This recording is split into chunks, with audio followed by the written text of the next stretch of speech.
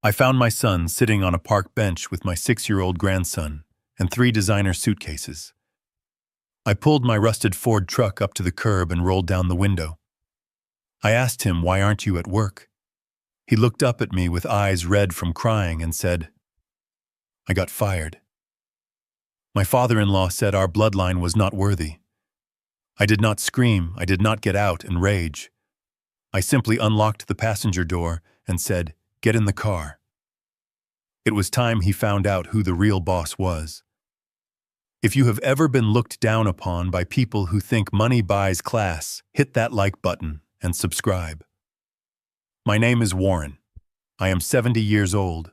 To the world, and even to my own son, I am just a retired maintenance worker who lives in a small house on the edge of town.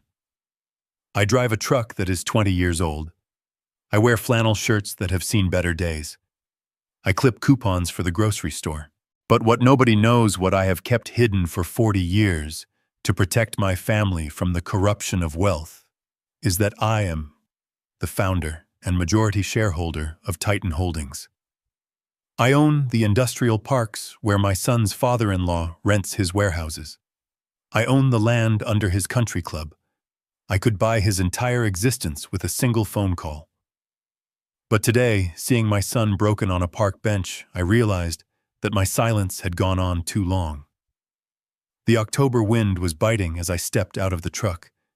The leaves were turning brown and swirling around the wheels of my old Ford. My son Leo was shivering.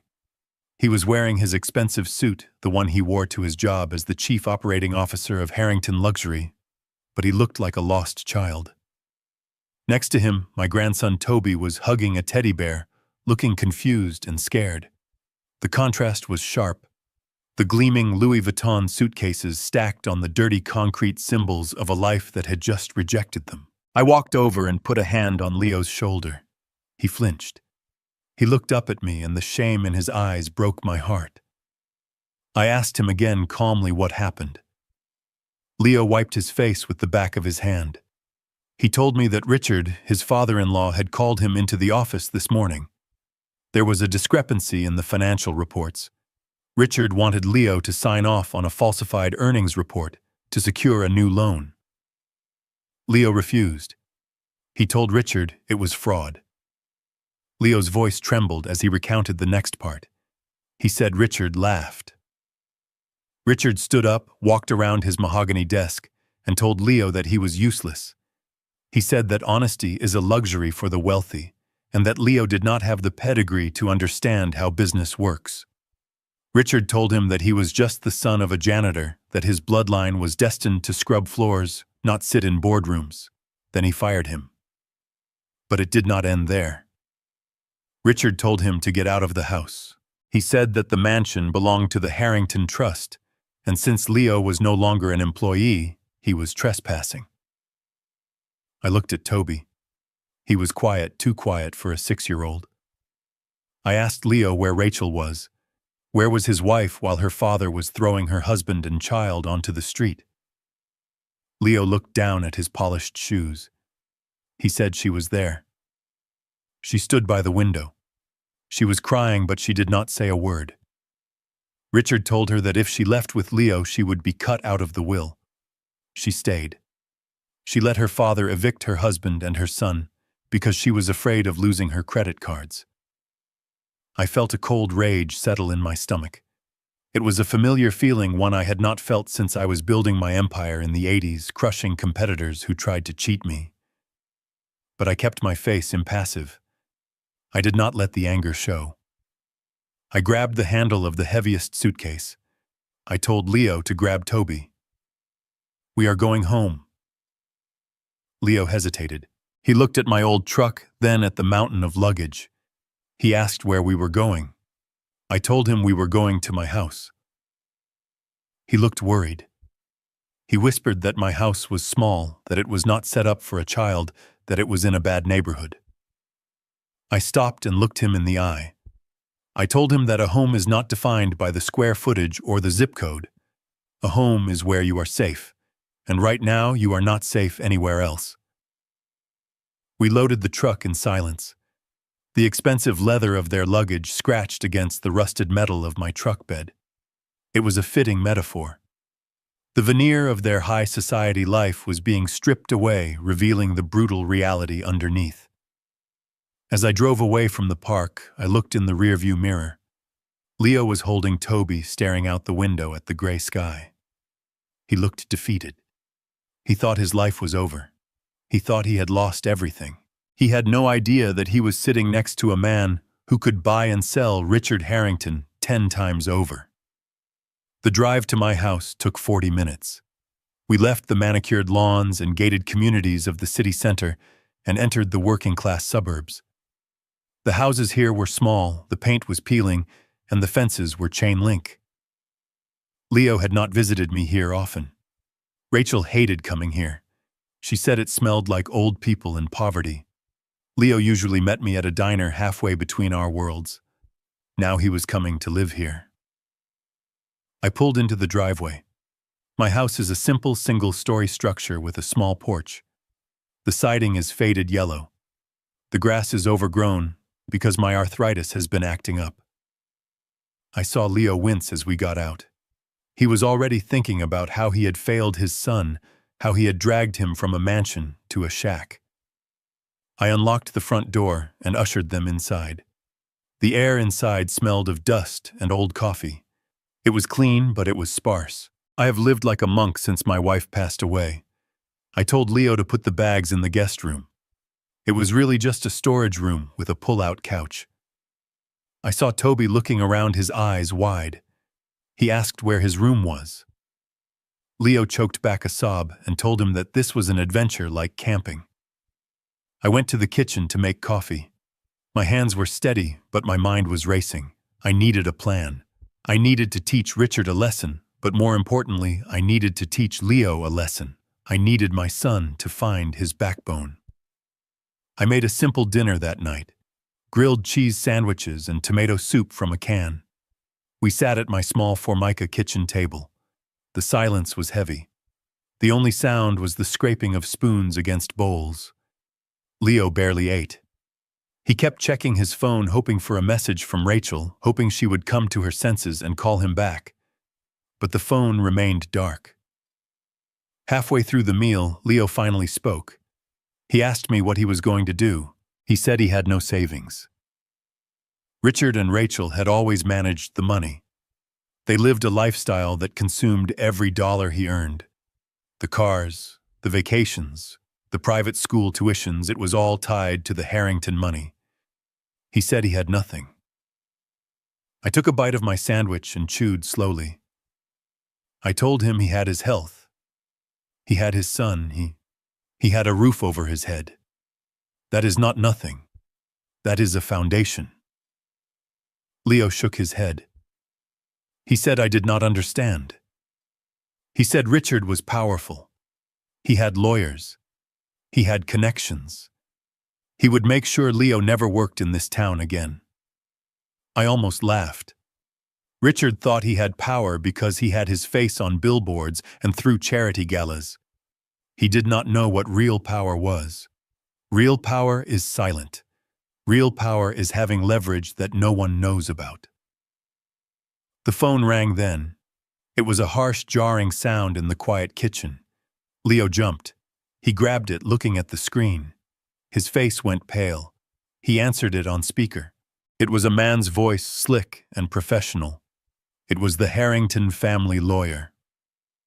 "Mr. Vance," the voice said, "I am calling to inform you that your joint bank accounts have been frozen pending a forensic audit. Mr. Harrington has filed a motion claiming misappropriation of company funds. Until the investigation is complete, you will not have access to any assets. Furthermore, we will be filing for emergency custody of the minor child, Toby, based on your lack of housing and financial stability." Leo dropped the phone on the table. The call ended. He put his head in his hands and began to sob. It was a raw, ugly sound. The sound of a man who has been stripped of his dignity. He cried that they were going to take Toby. He cried that he had no money to hire a lawyer. He cried that he was going to jail for a fraud he did not commit. I watched him. I felt a fierce protectiveness rise up in me, but I also felt disappointment. I had raised him to be kind, to be gentle, but somewhere along the way he had become soft. He had let the Harringtons declaw him. He had traded his self-respect for a comfortable life, and now the bill was due. I stood up and walked over to him. I put my hand on the back of his neck and squeezed. I told him to stop crying. I told him that tears would not save his son. I told him that Richard wanted him to break. He wanted him to crawl back and beg. "Is that what you are going to do?" I asked. "Are you going to crawl?" Leo looked up at me. His face was wet. His eyes were swollen. He asked me what choice he had. He said he was fighting a giant with bare hands. I smiled then.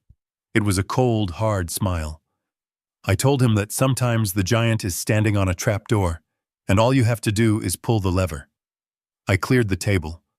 I told Leo to put Toby to bed. I told him to try to sleep, because tomorrow was going to be a long day. He asked me what we were going to do tomorrow. I told him we were going to get Toby's things. We were going to go back to that mansion and look Richard in the eye. Leo looked terrified. He said we couldn't go back. Richard had threatened to call the police. I told him let him call the police. I told him that a man does not leave his son's favorite toys behind. I told him that if he wanted to keep Toby, he had to show the court and Richard and Rachel that he was not afraid. Leo took Toby into the back room. I could hear him whispering to the boy, trying to explain why they were sleeping on a lumpy couch in a house that smelled like old paper. I washed the dishes in the sink. The water was lukewarm because I keep the water heater setting low to save money. I looked out the window at the dark street. I dried my hands on a ragged towel and reached into my pocket. I pulled out an old Nokia phone, a burner phone I keep for one specific purpose. I dialed a number I had not called in 5 years. It rang twice. A woman's voice answered. She sounded sharp, alert, even though it was late. She said, "Mr. Fitzgerald, it has been a long time." I said, "Hello, Catherine. I need you to reactivate the active duty protocols. I need a full dossier on Harrington Luxury. Debts, liabilities, shadow partners, everything. And Catherine, clear my schedule for tomorrow morning. I am coming into the city." There was a pause on the other end. Then she asked, "Are we acquiring a new asset, sir?" I looked at the closed door of the guest room where my son and grandson were sleeping. I said, "No, Catherine. We are not acquiring an asset. We are going to war." I hung up the phone and sat in my armchair. The leather was cracked and the springs squeaked. I closed my eyes. I thought about Richard Harrington. I thought about the way he must be celebrating right now, drinking his expensive scotch, thinking he had crushed a nuisance. He thought he had discarded a piece of trash. He did not know he had just lit the fuse on a bomb. The next morning, the sun rose gray and dull over the neighborhood. I woke up at 5, as I always do. I made a pot of strong coffee. I sat on the porch and watched the stray cats fight over scraps in the alley. It was a stark difference from the view Leo was used to. He was used to waking up to views of manicured gardens and swimming pools. Today, he would wake up to the sound of the garbage truck and the reality of his new life. Leo came out of the room at 7. He looked like he hadn't slept. His suit was wrinkled. He hadn't shaved. He looked defeated. I handed him a mug of black coffee. I told him to drink it. I told him we were leaving in 30 minutes. He asked where we were going. I told him we were going to the Harrington estate. He started to protest. He said it was suicide. He said Richard would humiliate us again. I told him that humiliation is a choice. You can only be humiliated if you accept their judgment of you. I told him to wash his face and stand up straight. We got into the truck. The engine coughed and sputtered before roaring to life. It was a loud, ugly sound. Leo shrank down in the passenger seat. He was embarrassed to be seen in this vehicle. I drove us out of the neighborhood and onto the highway. We headed back toward the wealthy district. As we drove, I asked Leo about the business. Not the surface-level stuff, but the operations. I asked him about the supply chains, the vendor contracts, the debt structuring. At first, he was confused. He gave me simple answers, thinking I wouldn't understand the complexities of corporate finance. But I kept pushing. I asked specific questions about leverage ratios and liquidity. Slowly, Leo started to talk. He knew his stuff. He was a good operator. He knew where the bodies were buried in that company. He told me that Harrington Luxury was overextended. They had expanded too fast into the Asian market. The inventory was sitting in warehouses unsold. The cash flow was drying up. Richard was using new loans to pay off old interest. It was a Ponzi scheme wrapped in silk. I nodded as I drove. This was good intelligence. Richard was vulnerable. He was projecting strength, but he was bleeding out. The eviction of Leo wasn't just about bloodlines or snobbery. It was about panic. Richard needed a scapegoat. He needed someone to pin the financial irregularities on so he could present a clean face to the banks. Leo was the perfect sacrifice. We pulled up to the gates of the Harrington estate. It was a monstrosity of a house, all columns and marble screaming for attention. I pressed the intercom button. A voice crackled through. It was the house manager. He asked who it was. I said, "It is Warren and Leo. We are here for the boys' things." The voice said, "Mr. Harrington left strict instructions. You are not allowed on the property." I leaned out the window and spoke into the box. I said, "You tell Richard that if he doesn't open this gate in 10 seconds, I am going to drive this truck through it. And I don't think his insurance covers acts of God or angry grandfathers." There was silence. Leo looked at me with horror. He said, "Dad, are you crazy? You can't ram the gate." I looked at him. I said, "Watch me." I shifted the truck into low gear and revved the engine. The old Ford rumbled like a beast waking up. I inched forward until the bumper was touching the wrought iron. Suddenly, the gate buzzed and began to swing open. Bullies are all the same. They only respect force. I drove up the long driveway, oil dripping from my engine onto their pristine pavers. I parked right in front of the main entrance, blocking the path of Richard's Bentley. Richard came out the front door. He was wearing a silk robe and holding a coffee cup. He looked furious. Rachel was behind him, looking pale and frightened. Richard shouted, "Get that piece of junk off my driveway. What do you think you're doing?" I stepped out of the truck. I wore my faded jeans and my work boots. I walked up to him. I am a head shorter than him, but in that moment I felt 10 feet tall. I said, "We are here for Toby's things, all of them, and we are not leaving until we have them." Richard sneered. He looked at Leo, who had gotten out of the truck and was standing by the door, looking ready to bolt. Richard said, "Look at you, crawling back with your daddy. I told you you are garbage. You don't belong here." He gestured to the side of the house. There was a pile of black trash bags sitting in the dirt. He said, "There is your stuff. I had the maids bag it up. Take it and get out before I call the sheriff." I looked at the bags. I saw the leg of Toby's favorite teddy bear sticking out of one. It was covered in mud. Richard had thrown his grandson's toys in the dirt like refuse. I felt a vein throb in my temple. I walked over to the bags. I picked up the bear and dusted it off. I walked back to Richard. I stood very close to him. I could smell his expensive cologne covering up the scent of fierce sweat. I said, "You made a mistake, Richard. You think money makes you untouchable. You think because I drive a truck and live in a small house that I am beneath you." Richard laughed. He said, "You are beneath me. You are a nobody, a peasant. Take your trash son and leave." I nodded slowly. I said, "Okay, we are leaving. But remember this moment, Richard. Remember the way you feel right now. Powerful, superior, because it is the last time you will ever feel this way." I turned to Leo. I told him to load the bags. Leo hurried to obey, keeping his head down. Rachel stepped forward, tears in her eyes. She whispered, "Leo, I'm sorry. Daddy says it has to be this way." Leo paused. He looked at his wife. For the first time, I saw a spark of anger in his eyes. He said, "You are a mother, Rachel. That is your son's bear in the mud, and you let him do it. Don't say you're sorry. Say you're a coward." He threw the last bag in the truck and got in. I walked back to the driver's side. Richard yelled after us, "Don't come back.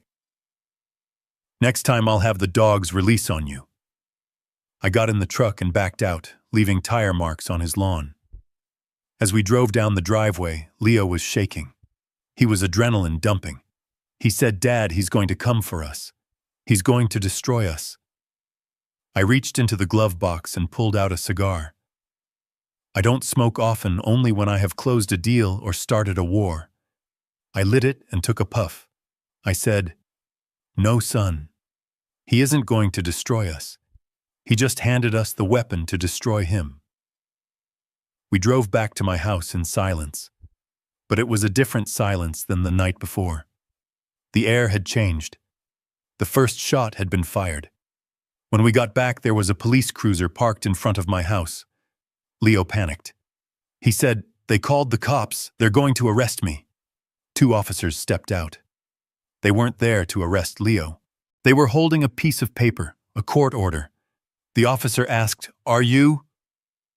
Leo nodded, terrified. The officer said, "We have an emergency removal order for the minor child Toby Vance. Mr. Harrington has been granted temporary emergency custody based on allegations of kidnapping and unsafe living conditions. You need to hand the child over immediately."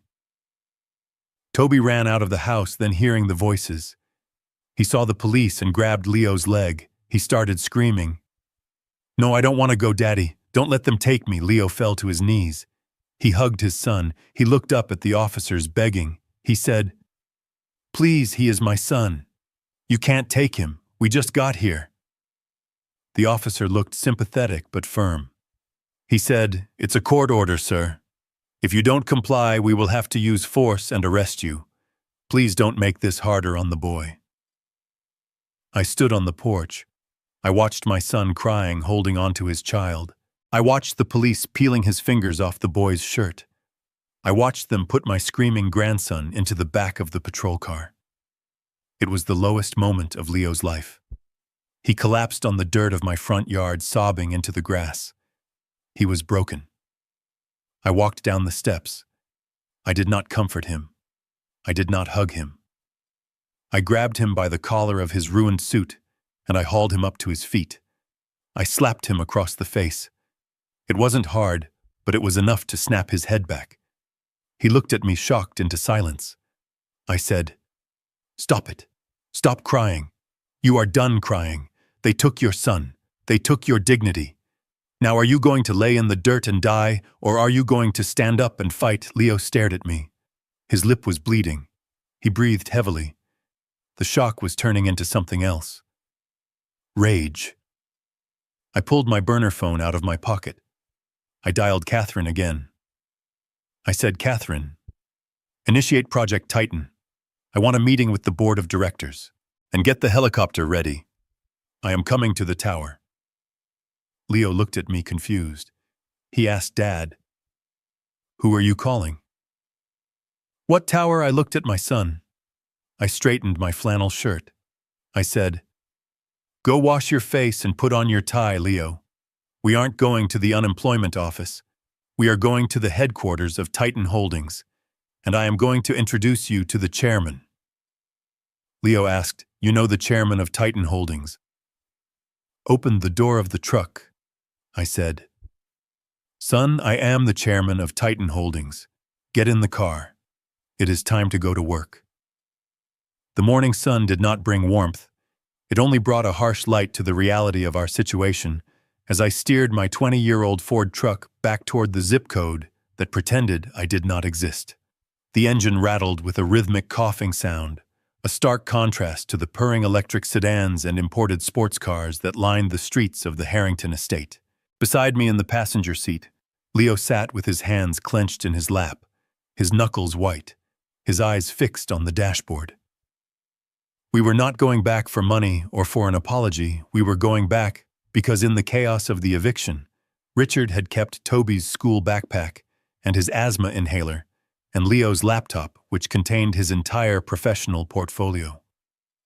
They were holding my grandson's health and my son's career hostage, and we had to beg for them back. I glanced at Leo and saw a man who was vibrating with a mixture of terror and shame. He adjusted the collar of the flannel shirt I had lent him because his suits were crumpled in a pile on my living room floor. He looked like he was going to his execution. He asked me quietly, "Dad, do you think she will be there?" He did not have to say her name. I knew he meant Rachel.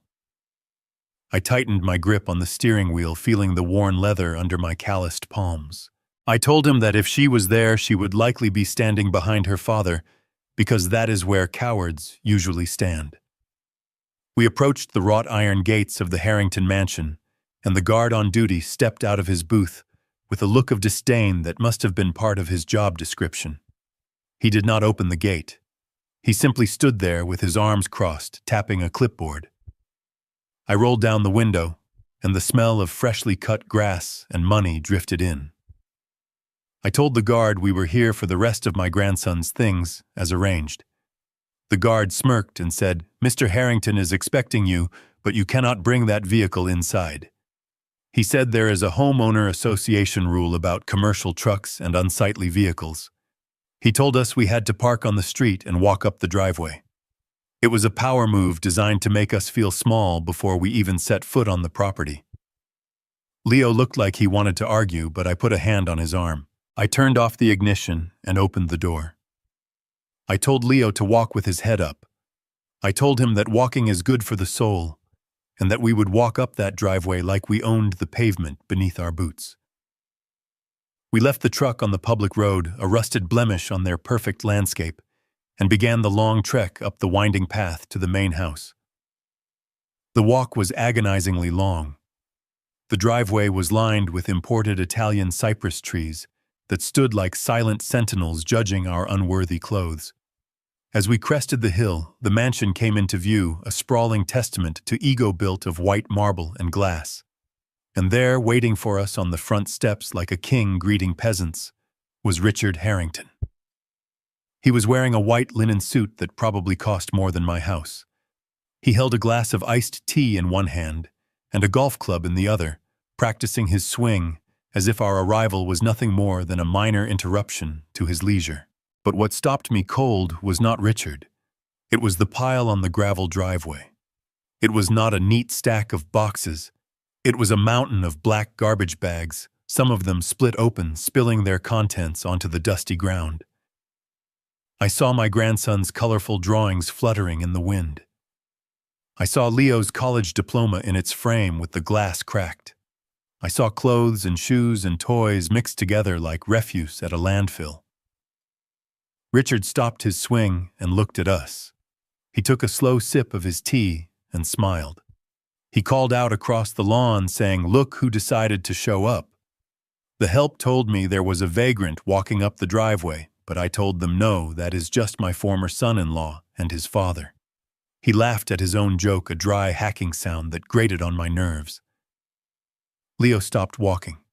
He stared at the pile of trash that contained his life. He whispered, "Look what they did." I could hear the tears in his voice, but I nudged him forward. I told him to keep moving. I told him, "Do not let him see you bleed."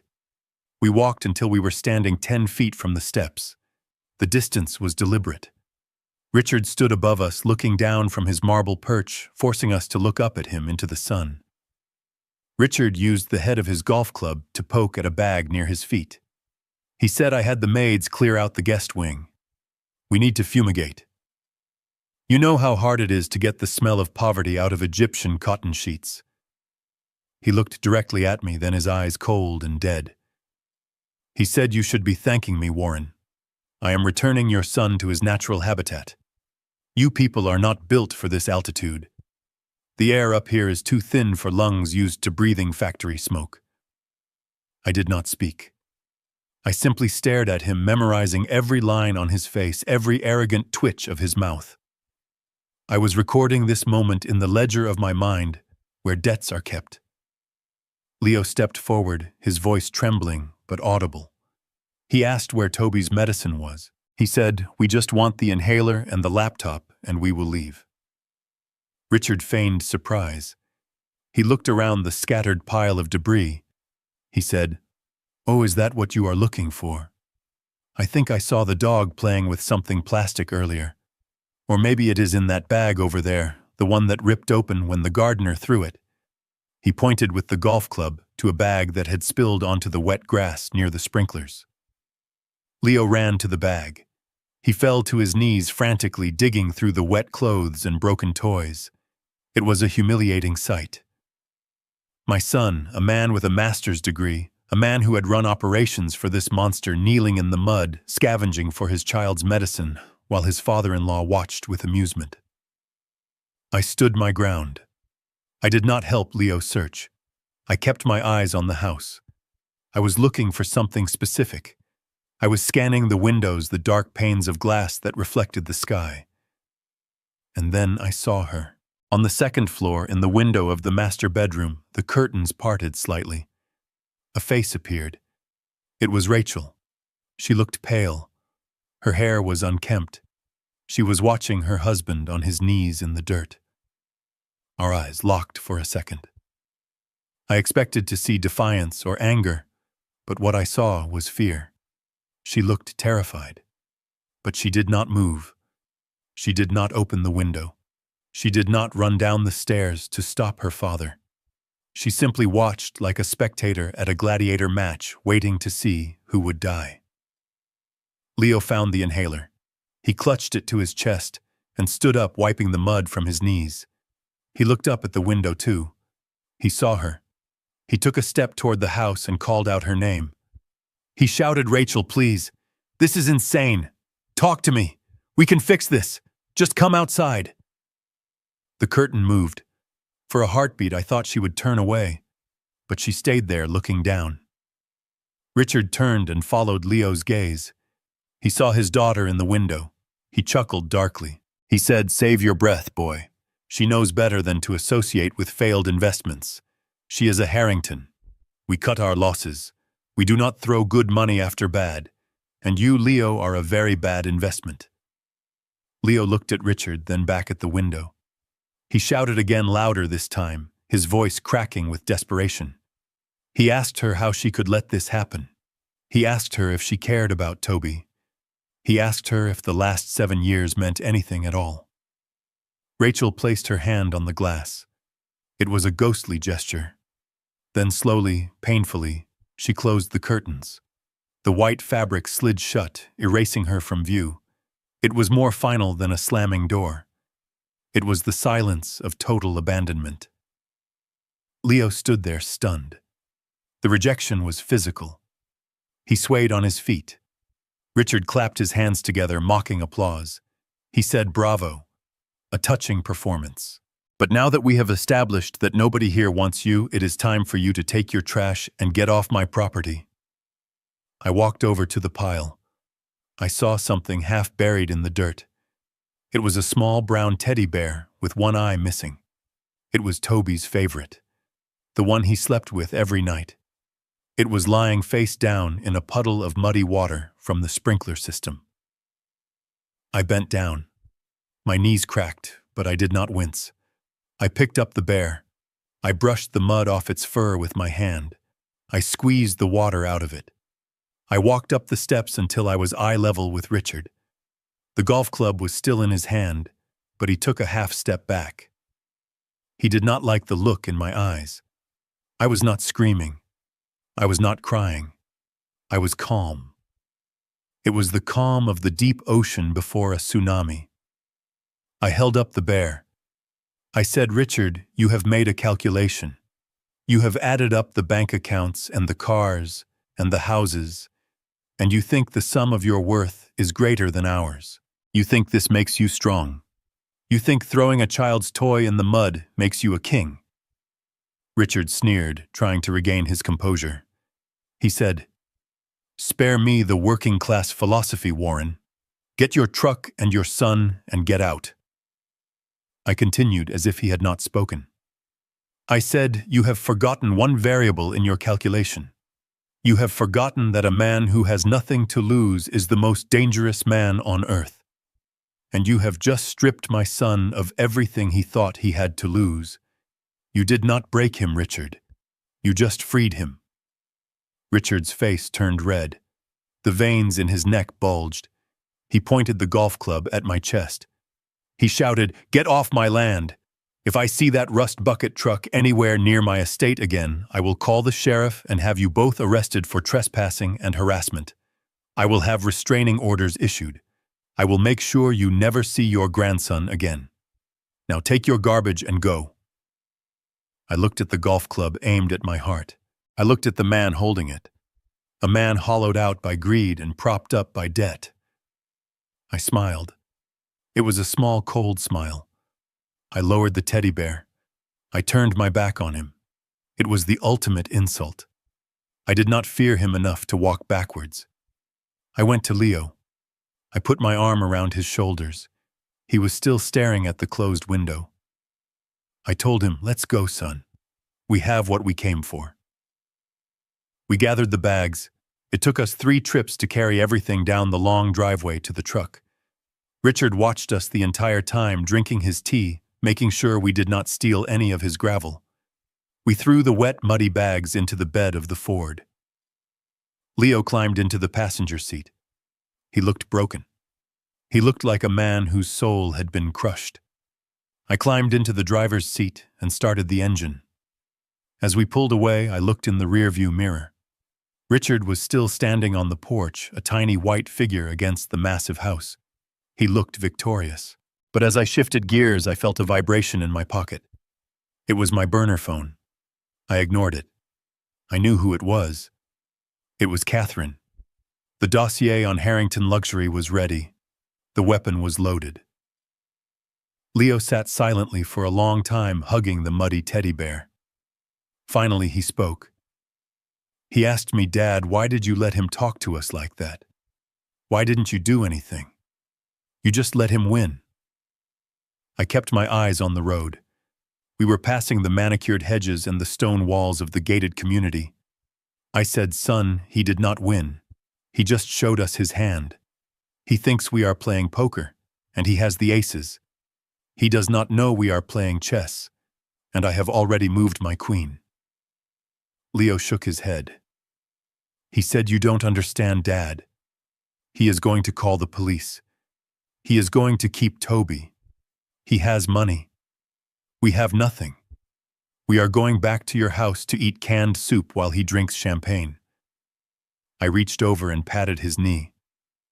I said, "Listen to me, Leo. The humiliation you felt today, burn it into your memory.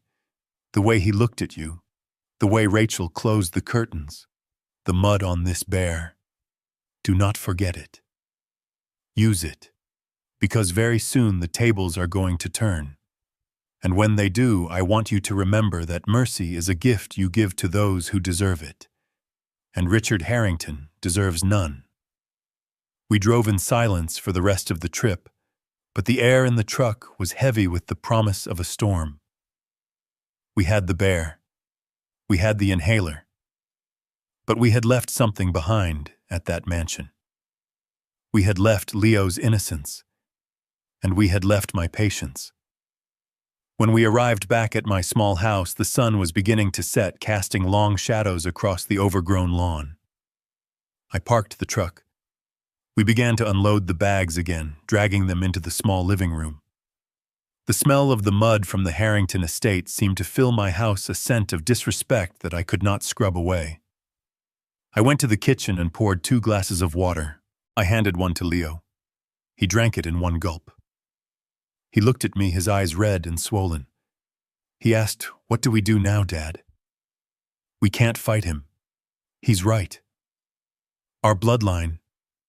Maybe we just aren't meant to win." I slammed my glass down on the table. The sound made Leo jump. I looked at him with a fire that I had been suppressing all day. I said, "Do not ever say that again. Your bloodline is not weak. Your bloodline built this country. Your bloodline survives." Suddenly there was a loud pounding on the front door. It was aggressive, authoritative. Leo froze. He whispered, "Who is that?" I walked to the door. I knew it wasn't a neighbor. I opened it.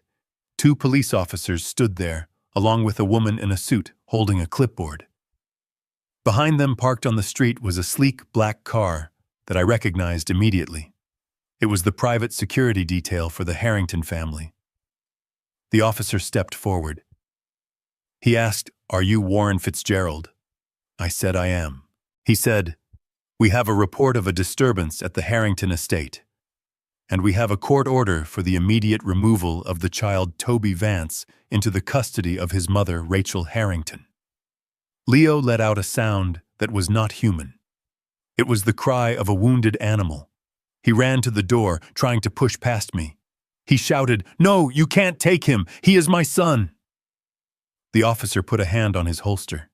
He said, "Sir, step back. We have a judge's signature. The child is considered to be in imminent danger in this environment." I looked past the officer at the black car. The window rolled down just an inch. I saw Richard's eyes peering out. He had followed us. He had come to watch the final twist of the knife. He had come to watch them take my grandson. I turned to Leo. I grabbed his shoulders. I said, "Leo, go get Toby. Do not make a scene. Do not traumatize the boy. Bring him here." Leo looked at me with betrayal in his eyes. He said, "Dad, you are letting them take him." I leaned in close. I whispered so only he could hear. I said, "I am not letting them take him. I am letting them make the biggest mistake of their lives. I am letting them kidnap a child under false pretenses while I have the evidence to prove it. Go get the boy." Leo went to the back room. He came out carrying Toby, who was crying and clutching the muddy bear we had just retrieved. Leo handed his son to the social worker. He kissed Toby's forehead. He whispered, "Daddy loves you. I will come for you. I promise." We watched them put Toby in the car. We watched the police officers get into their cruiser. We watched the black car with Richard inside pull away, leading the convoy. They took the only light in our lives and drove it into the darkness. Leo collapsed on the porch steps. He put his head in his hands and wept. He was broken. He was finished. I stood over him. I watched the taillights disappear. I reached into my pocket and pulled out the burner phone. I dialed Catherine. She answered on the first ring. She said, "Sir, the dossier is complete. It is worse than we thought.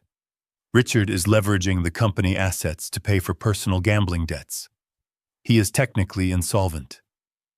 I said, "Good. Catherine, I want you to initiate the acquisition. Buy the debt. Buy the loans. Buy the mortgage on his house. Buy it all." She asked, "When do we execute the takeover?" I looked down at my son weeping in the dirt. I looked at the empty street where my grandson had just been stolen. I said, "We execute it tomorrow night. He is hosting a charity gala to raise capital. He thinks he is going to save his company." I paused. My voice dropped to a whisper that was colder than the grave. I said, "Catherine, prepare the helicopter and tell the board to meet me at the tower. I am coming out of retirement." I hung up the phone. I looked at Leo. I kicked his shoe gently. I said, "Get up, Leo. Stop crying. We have work to do." He looked up at me confused. He asked, "What work, Dad?" "We lost." I smiled. And this time it wasn't a cold smile. It was the smile of a wolf who has just cornered a rabbit.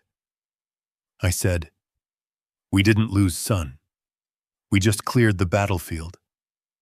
Get inside." I am going to show you what your bloodline is really worth. The silence in my living room was not peaceful. It was the suffocating quiet of a tomb before the stone is rolled away. We had just brought the bags inside, the smell of the mud from Richard's estate still clinging to our clothes, when the flashing lights cut through my thin curtains. Red and blue strobes painted the peeling yellow walls of my house, turning the dust motes in the air into a chaotic dance of color. I knew they were coming, but knowing an avalanche is coming does not make the impact any less crushing. I looked at Leo. He was holding a glass of water, his hand trembling so badly the liquid was splashing over the rim onto his ruined suit pants. He looked at the window, his eyes wide with the primal fear of a hunted animal. He whispered, "Dad, they are here." I did not have to ask who. I walked to the door, my boots heavy on the floorboards. I opened it, and the night air rushed in cold and smelling of ozone and exhaust. 2 police cruisers were parked at erratic angles on my lawn, their tires crushing the overgrown grass I had been meaning to cut. Behind them sat a black town car, sleek and menacing, its engine idling with a low hum. It was Richard. He had not just sent the law, he had come to watch the execution. A man and a woman in uniform stepped onto my porch. Behind them was a woman in a gray suit holding a clipboard, her face set in a mask of bureaucratic indifference. This was the social worker, the executioner with a pen. The male officer stepped forward, his hand resting casually but intentionally near his belt. He asked if I was Warren Fitzgerald. I told him I was. He did not ask if he could come in. He stepped past me into my living room, his boots leaving mud on the rug my late wife had crocheted. Leo stood up, he dropped the glass. It shattered on the floor, a sharp explosion that made everyone flinch except the social worker. She looked at the broken glass, looked at the water spreading on the floor, looked at the piles of trash bags, and then made a check mark on her clipboard. That check mark was a nail in my son's coffin. The officer asked Leo to identify himself. Leo stammered, his voice barely a whisper. He said, "I am Leo. This is my son, Toby. We are just visiting my father." The officer shook his head. He pulled a folded paper from his vest. He said, "Mr. Vance, we have an emergency court order signed by Judge Holloway an hour ago. You are in violation of a custody agreement and you are being investigated for parental kidnapping. We are here to remove the minor child, Toby Vance, from this environment immediately." Leo let out a sound that I will never forget. It was a high, thin keen, like a wire being pulled until it snaps. He stepped in front of Toby, shielding the boy with his body. He said, "Kidnapping. I am his father. I have never hurt him. We just left the house today. I have rights." The social worker stepped forward. She spoke in a voice that was calm and utterly devoid of humanity.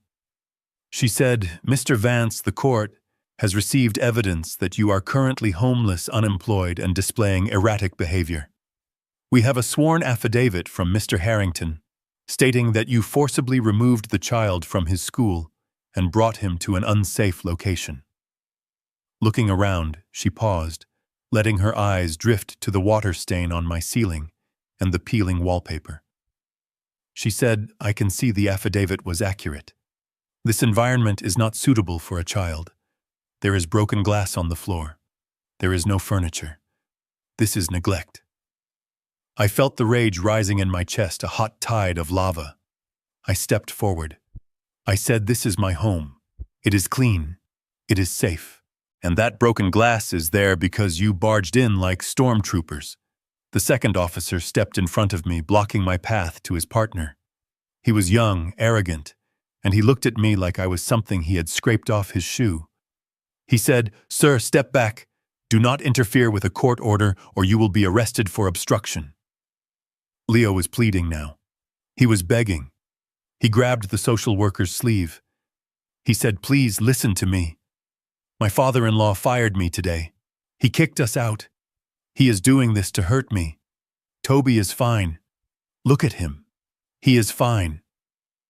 Toby was not fine. He was huddled on the lumpy couch, clutching the muddy teddy bear we had rescued from the trash. He was crying silent, shaking sobs, his eyes darting between his father and the strangers with guns. The social worker pulled her arm away from Leo's grip as if he were contagious. She said, "Mr. Vance, do not touch me. We are taking the child. You can attend the hearing on Monday to plead your case. Until then, custody is remanded to his grandfather, Mr. Richard Harrington." She walked toward the couch. Leo lunged. He was not a fighter. He was a man who worked with spreadsheets and operations logistics. But in that moment, he was a father. He tried to get between her and his son. The reaction was instant and violent. The two officers grabbed Leo. They slammed him against the wall. The drywall cracked under the impact. They twisted his arms behind his back. Leo screamed in pain and frustration. He shouted, "Toby, Daddy is here. Daddy loves you. Don't be scared." Toby screamed. He reached out his small arms. He shouted, "Daddy, Daddy, help me." The social worker picked Toby up. She did not hold him like a child. She held him like a package. She carried him toward the door. Toby was kicking and screaming, calling for his father, calling for me. I saw his little hands reaching out, grasping at the air. I stood there, my fists clenched at my sides. Every instinct in my body screamed at me to fight. I wanted to tear these men apart. I wanted to break them. I knew how to hurt people. I had grown up in neighborhoods where you fought for your shoes. But I knew that if I threw a punch now, I would go to jail and Leo would truly be alone. Richard wanted me to fight. He wanted me arrested. He wanted the mugshot to prove that Leo came from violent stock. So I stood still. I stood still, and I watched them take my grandson. I watched them drag him out into the cold night. I watched the social worker buckle him into the back of the town car where Richard sat in the shadows. The officers released Leo. They shoved him away from the wall. One of them pointed a finger in his face. He said, "You are lucky we aren't taking you in for resisting. Stay away from the Harrington property. Stay away from the boy until the court says otherwise. If you come within 500 feet, we will arrest you." They turned and walked out. The door did not slam, it was left hanging open, letting the night chill fill the room. We heard the car doors close. We heard the engines rev. We heard the tires crunch on the gravel as they drove away, taking the only thing in the world that mattered. Leo stood in the center of the room. He was gasping for air, hyperventilating. He looked at his hands. He looked at the open door. Then his legs gave out. He collapsed onto the floor right into the puddle of water and broken glass. He did not seem to feel the shards cutting into his skin. He curled into a ball and let out a howl of pure agony. It was the sound of a man who has lost his soul. He sobbed into the dirty rug. He muttered over and over, "I am sorry. I am sorry, Toby. I failed you. I am nothing." I closed the front door. I locked it. I walked over to the window and watched the taillights disappear down the dark street. I saw Richard's car turn the corner, heading back to his mansion, back to his victory lap. He thought he had won. He thought he had crushed us. I turned back to my son. Leo was still on the floor, weeping. He looked up at me, his face streaked with tears and snot, his eyes wild and desperate. He crawled toward me on his hands and knees. He said, "Dad, I have to go to him.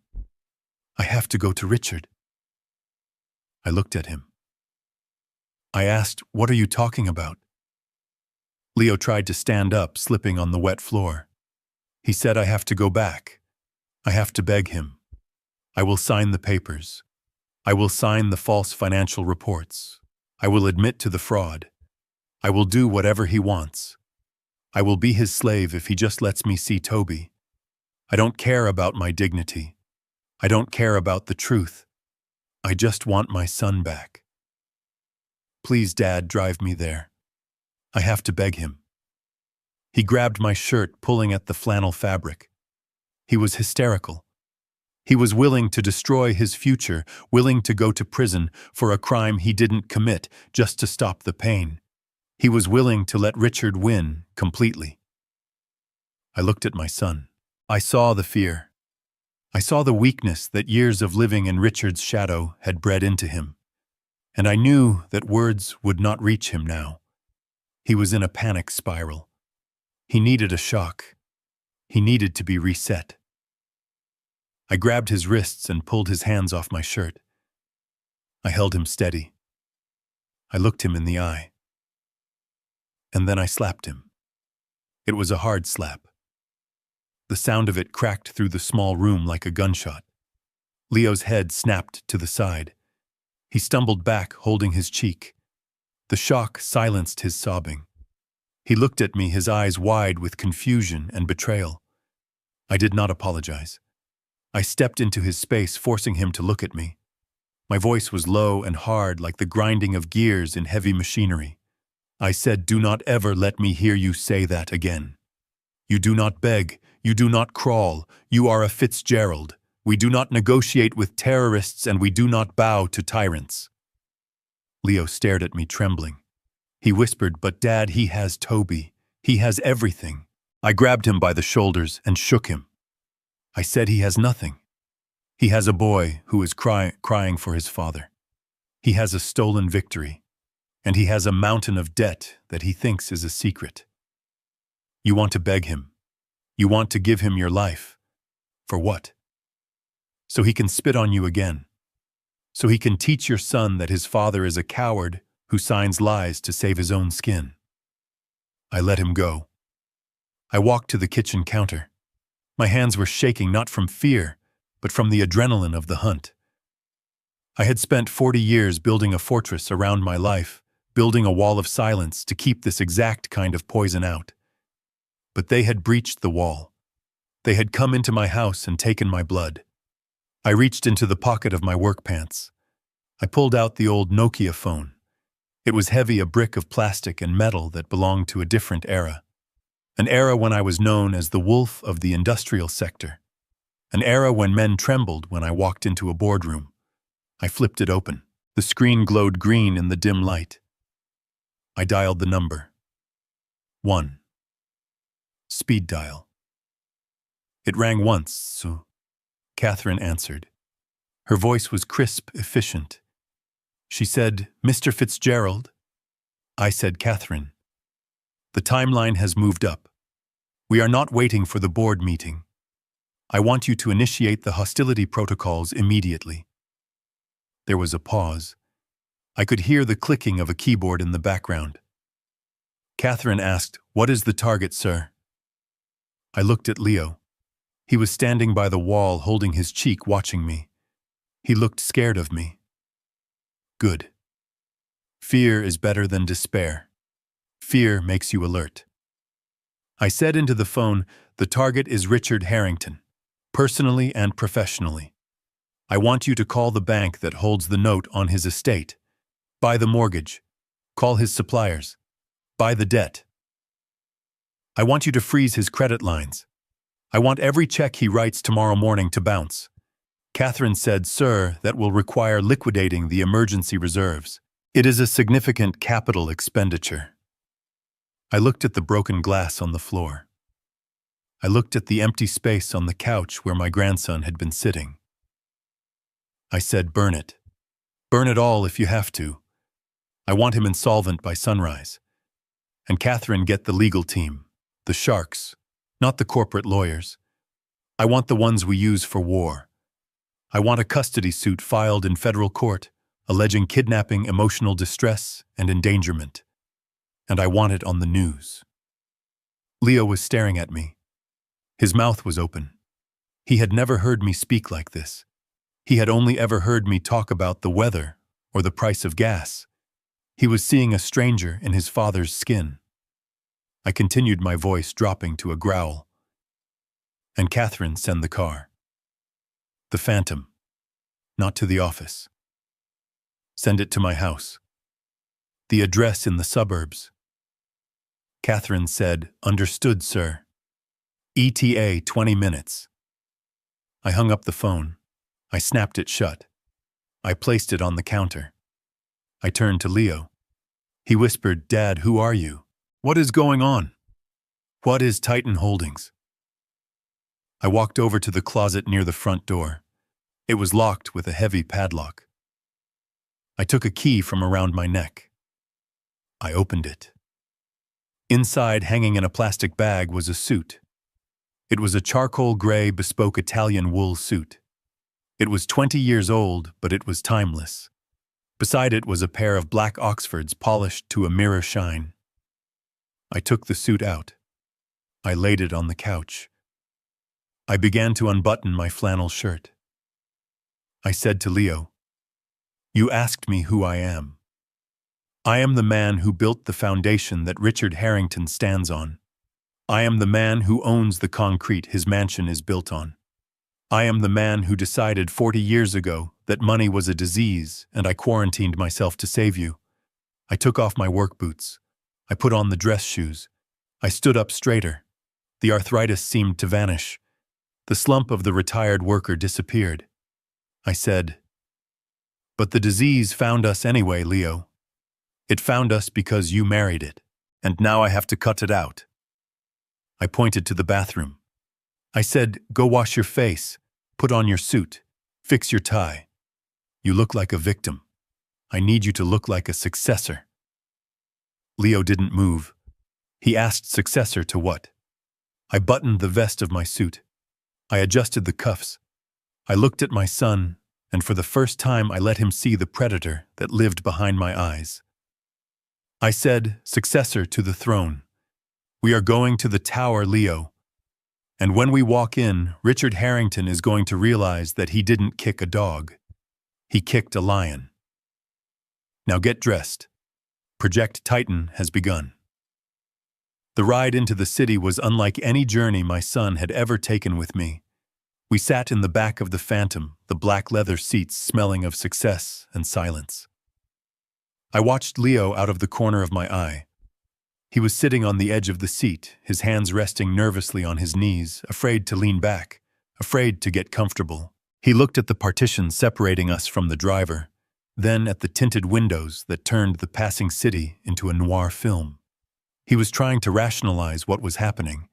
His mind, trained in the logic of mid-level management, was frantically searching for an explanation that fit his worldview. He finally spoke when we crossed the bridge, the skyline of the financial district looming ahead of us like a fortress of steel and glass. He asked me if this was a company car. He asked if I knew someone, a former boss maybe, who was lending us a favor. He whispered that we could not afford this, that hiring a car like this for an hour cost more than my monthly pension. I did not answer him. I simply adjusted my cufflinks and watched the city approach. I was not looking at the buildings as scenery. I was looking at them as inventory. We pulled up to the curb in front of the Titan Tower. It is the tallest building in the city, a needle of black glass piercing the clouds. It is a monument to industry, a monolith that houses the nerve center of the Eastern Seaboard's logistics network. Tourists stop on the sidewalk to take pictures of it. Businessmen walk through its revolving doors, hoping to survive the day. The driver opened the door. I stepped out onto the pavement. The wind whipped my tie, but I stood firm.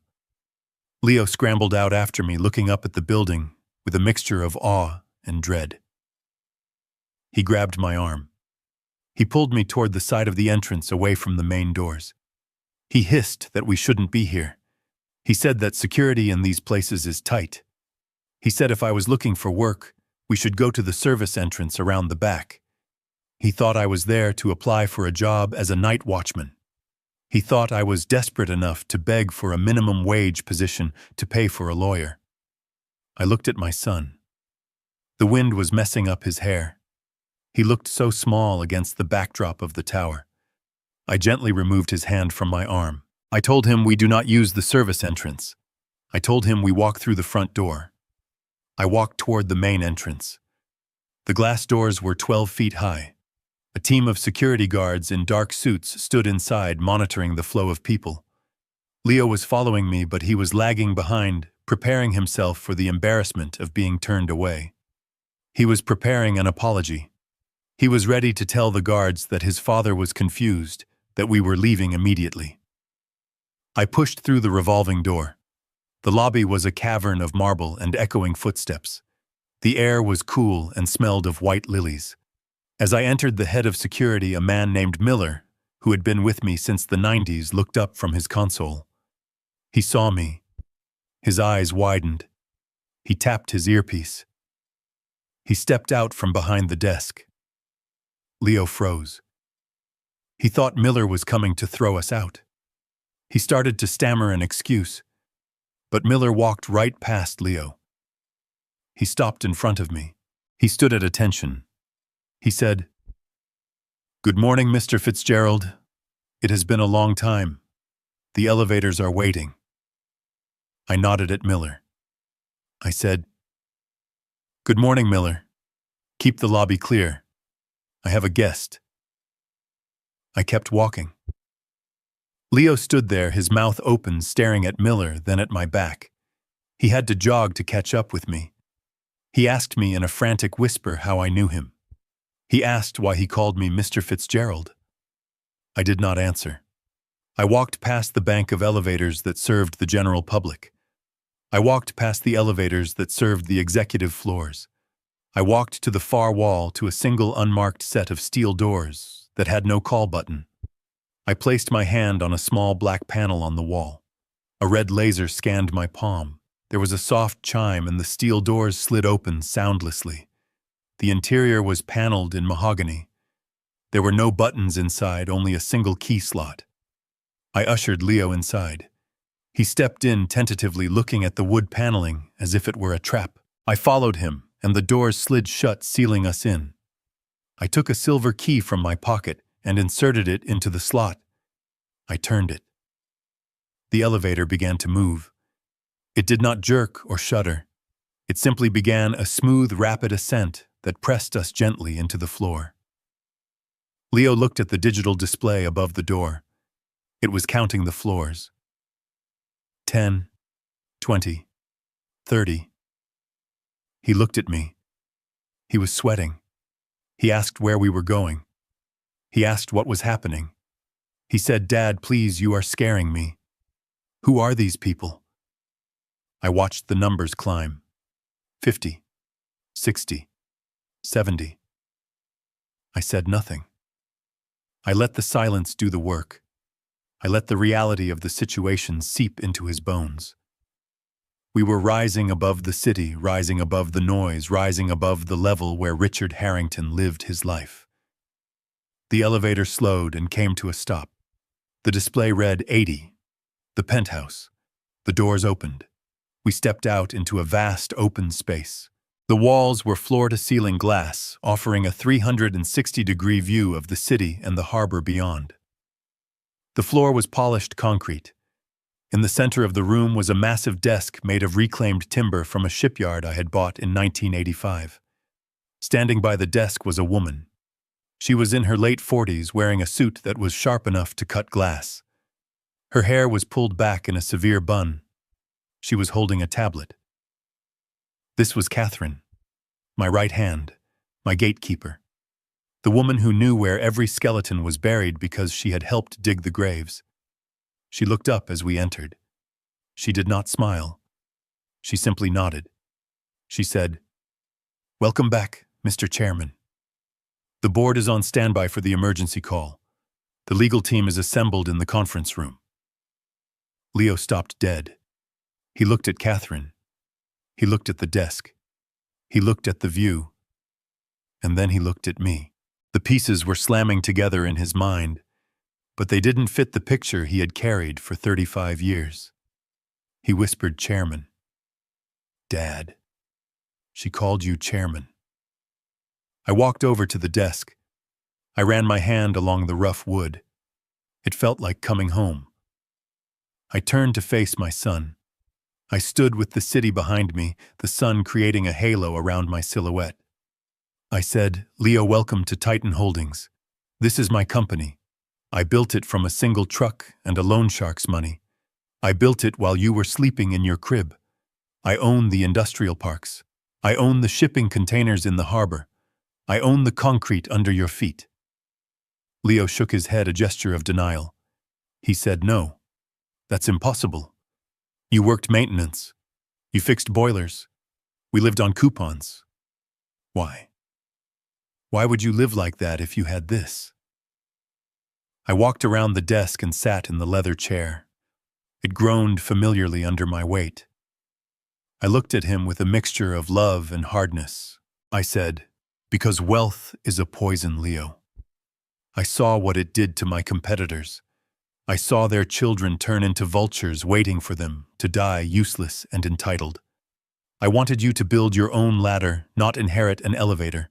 I wanted you to know the value of $1 because you sweat for it, not because you inherited it." Leo looked around the room, his eyes wide, trying to reconcile the father who fixed his bike with duct tape to the man sitting in the seat of a Titan. He asked, so it was all a lie. My whole life was a lie. I leaned forward. I said no. The love was real. The lessons were real. The struggle was real because I chose it. But I made a mistake. I thought that by keeping you away from the money, I was protecting you. Instead, I left you vulnerable to people like Richard Harrington, people who use money as a weapon. I sent a sheep out into a world of wolves because I didn't want you to have claws. That is my fault. And now I have to fix it. Leo walked over to the window. He looked down at the city 80 stories below. The cars looked like ants. The people were invisible. He was seeing the world from a god's perspective for the first time. He asked quietly, "So what happens now?" I looked at Catherine. I nodded. She stepped forward. She was holding a thick black folder. She placed it on the desk in front of me. It made a heavy thud. I said, "Come here, Leo. Sit down." Leo walked to the chair opposite the desk. He sat down. He looked at the folder. It had no label, just a black surface that absorbed the light. I said, "Inside this folder is the truth about your father-in-law. You think he is a giant. You think he is a king. You think he kicked you out because he is powerful." I opened the folder. I spun it around so it faced Leo. The first page was a summary sheet highlighted in red. The numbers were staggering. I said, "Richard Harrington is not a king. He is a tenant. And he is a very bad tenant." Leo looked at the page. His eyes scanned the lines. He frowned. He read out loud liabilities $50 million. Primary creditor Titan Holdings. He looked up at me, his face pale. He said, "Titan Holdings. You. He owes you $50 million. I nodded. I said, "Richard Harrington built his empire on land that I own. He built his warehouses with loans that I underwrote through shell companies. He leveraged his house, his cars, his inventory, everything, to expand into markets he didn't understand. He has not made a principal payment in 8 months. He has been cooking the books to hide the fact that he is insolvent. That is why he wanted you to sign those papers, Leo. He needed a fall guy. He needed someone to go to prison when the house of cards collapsed." Leo stared at the paper. His hands began to shake. He was realizing that the man who had called him unworthy, the man who had thrown his son's toys in the mud, was living on borrowed time and borrowed money. He was realizing that the power Richard wielded was an illusion. I continued, my voice steady and cold. I said, "He is 2 days away from default. The covenants on his loans allow me to call the debt at any time if there is a breach of contract. Firing you without cause, attempting to defraud the shareholders, kidnapping my grandson, those are all breaches." I reached into the folder and pulled out a single sheet of paper. It was a notice of foreclosure and seizure of assets. It was already drafted. It just needed a signature. I slid it across the desk to Leo. I also slid a heavy fountain pen across the wood. I said, "I can sign this, Leo. I can end him right now. I can make a phone call and security will escort him out of his own building before lunch. I can take his house. I can take his cars. I can leave him on the street with nothing, just like he did to you." Leo looked at the pen. He looked at the document. He picked up the pen.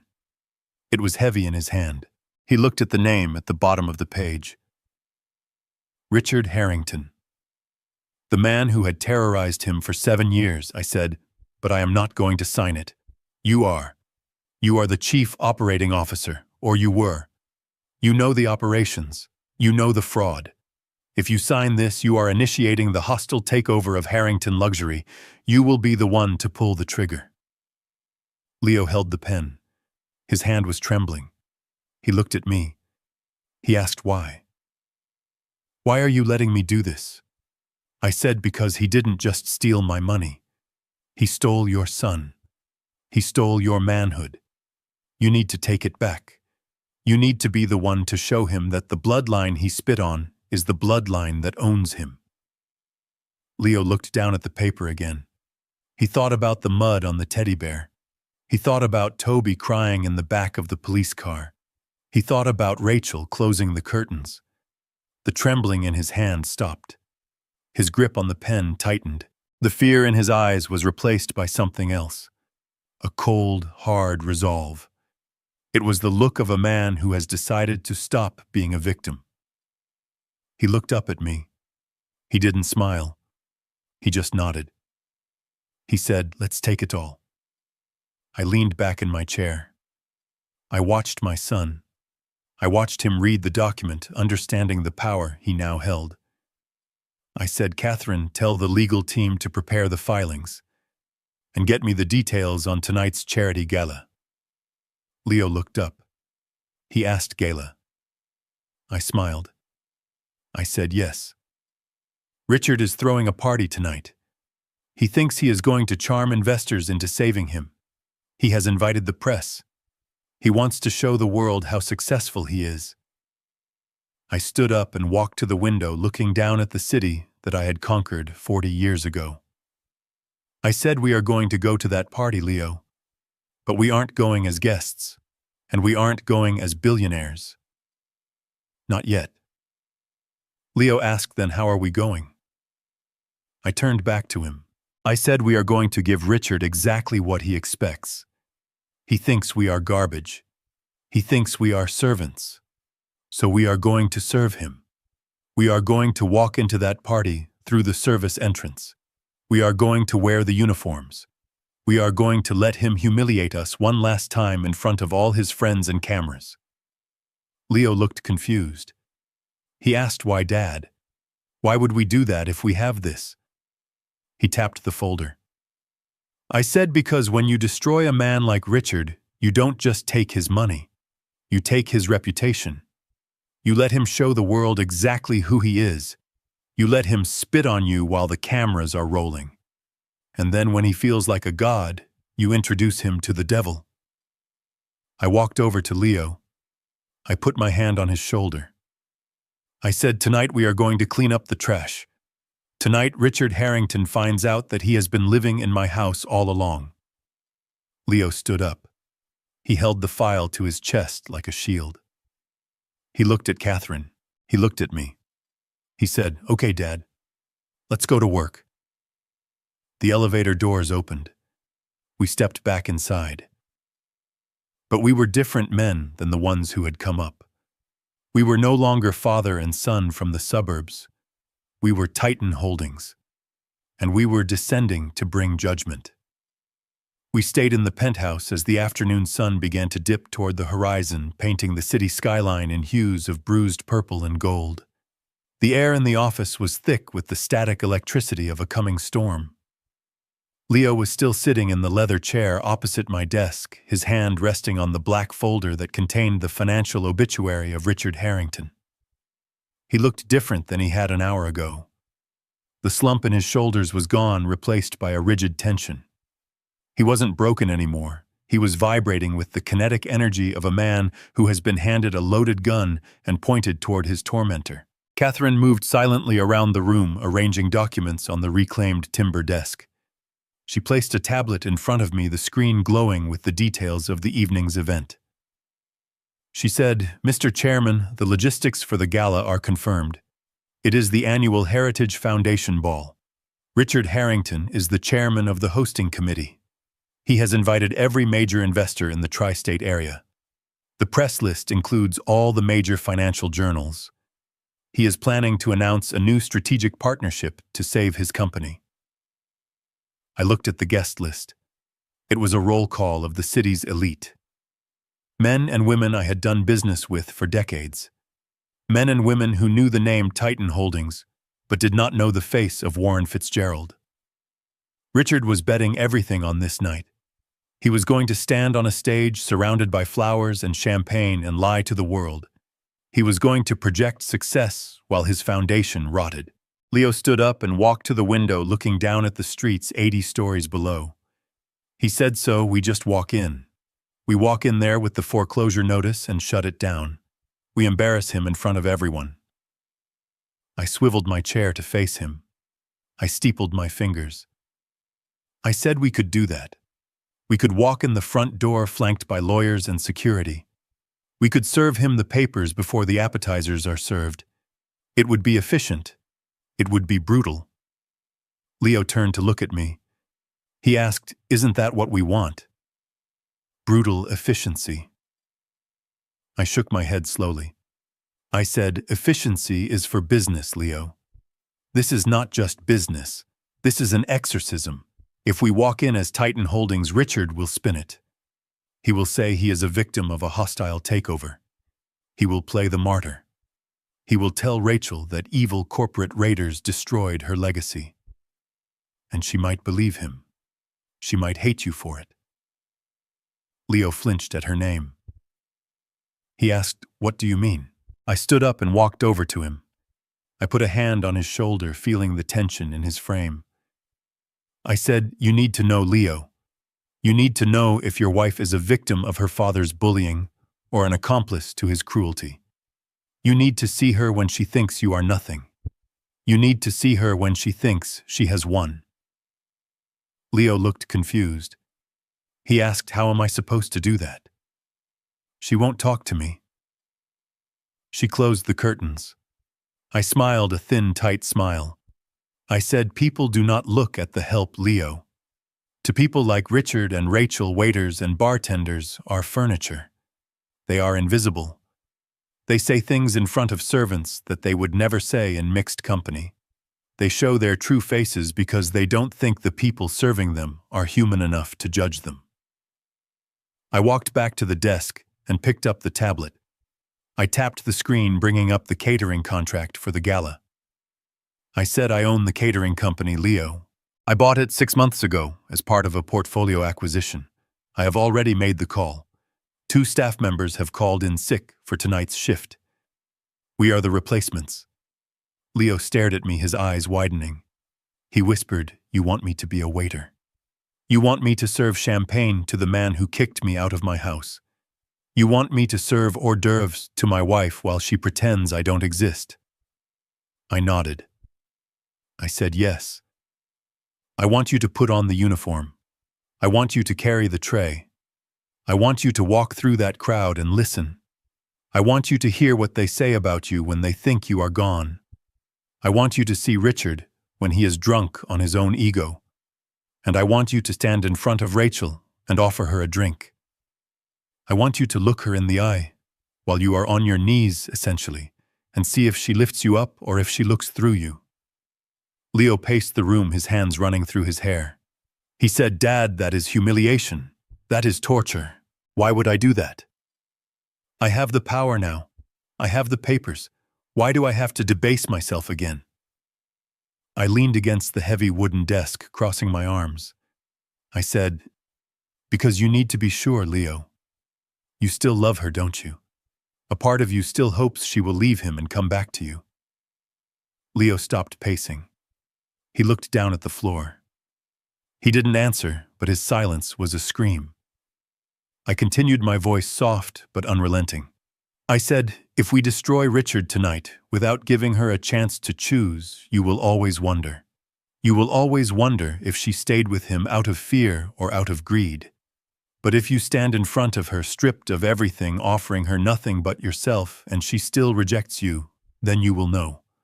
You will be free. The foreclosure will handle Richard. The uniform will handle Rachel. Leo looked up. There were tears in his eyes again, but they weren't tears of weakness. They were tears of a man saying goodbye to a ghost. He took a deep breath. Mom. He squared his shoulders. He asked, "Do we have the uniforms?" I looked at Catherine.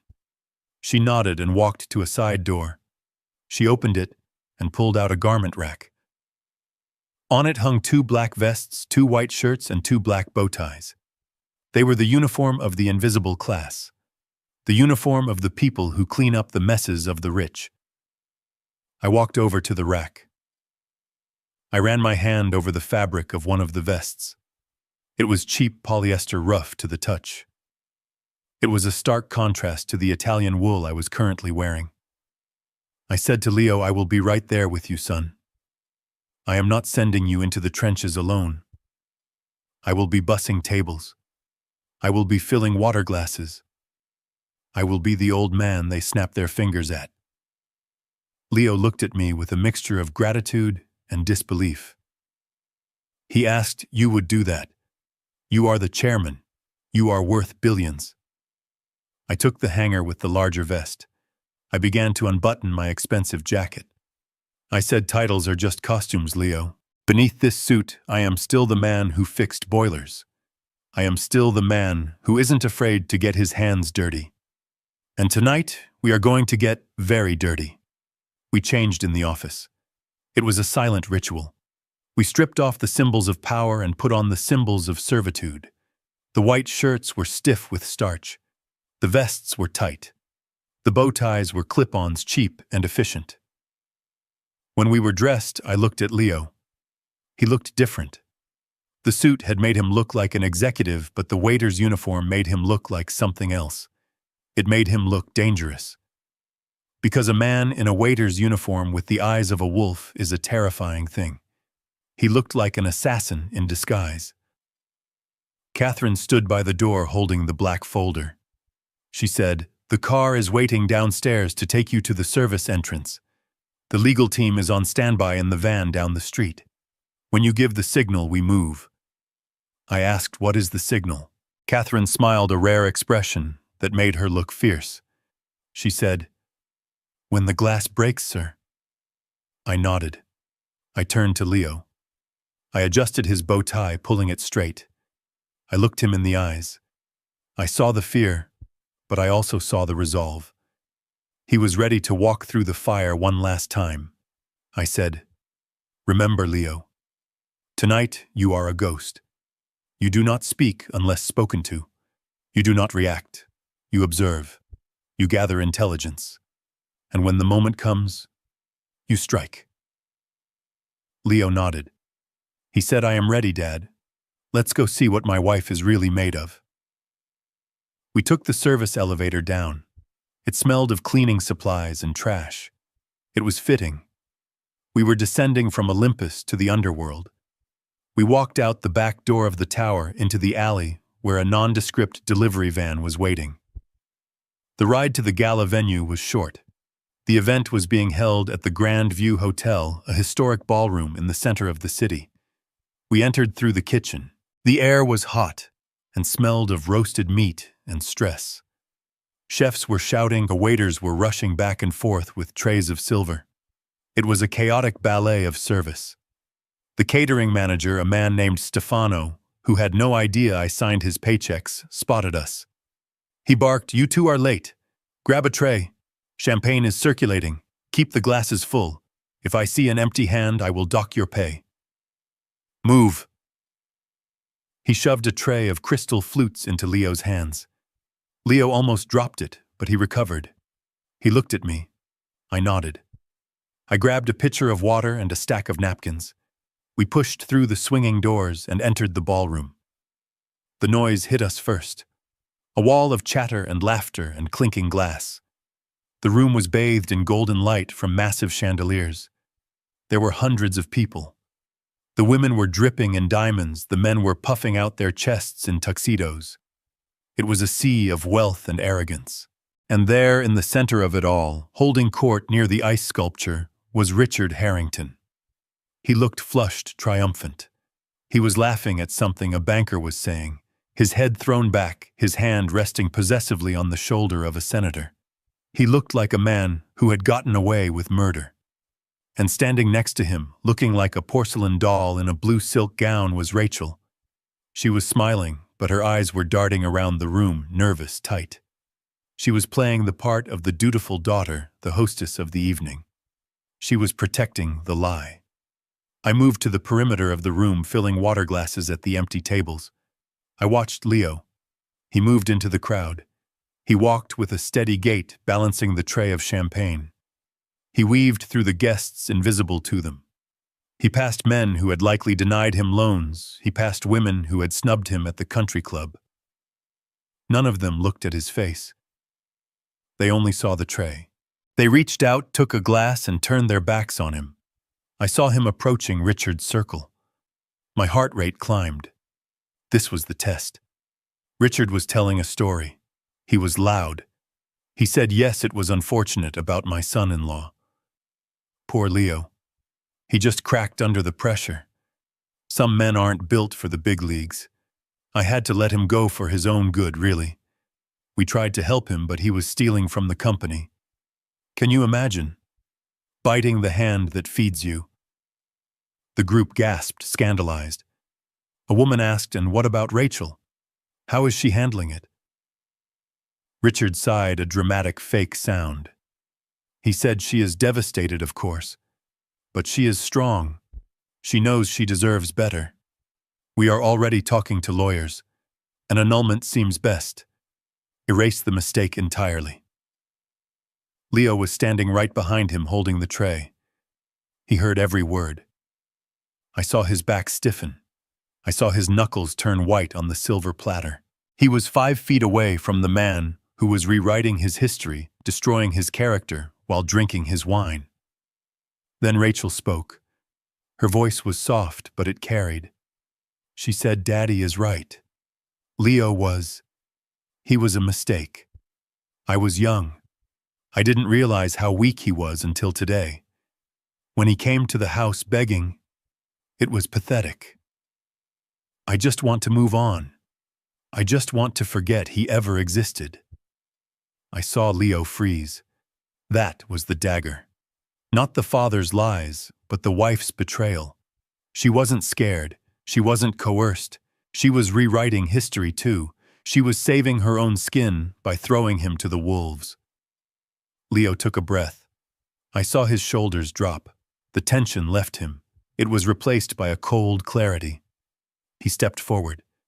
He thrust the tray into the center of the circle. He said, Champagne, ma'am. Rachel turned. She looked at the tray. She reached for a glass. Her hand brushed Leo's fingers. She looked up.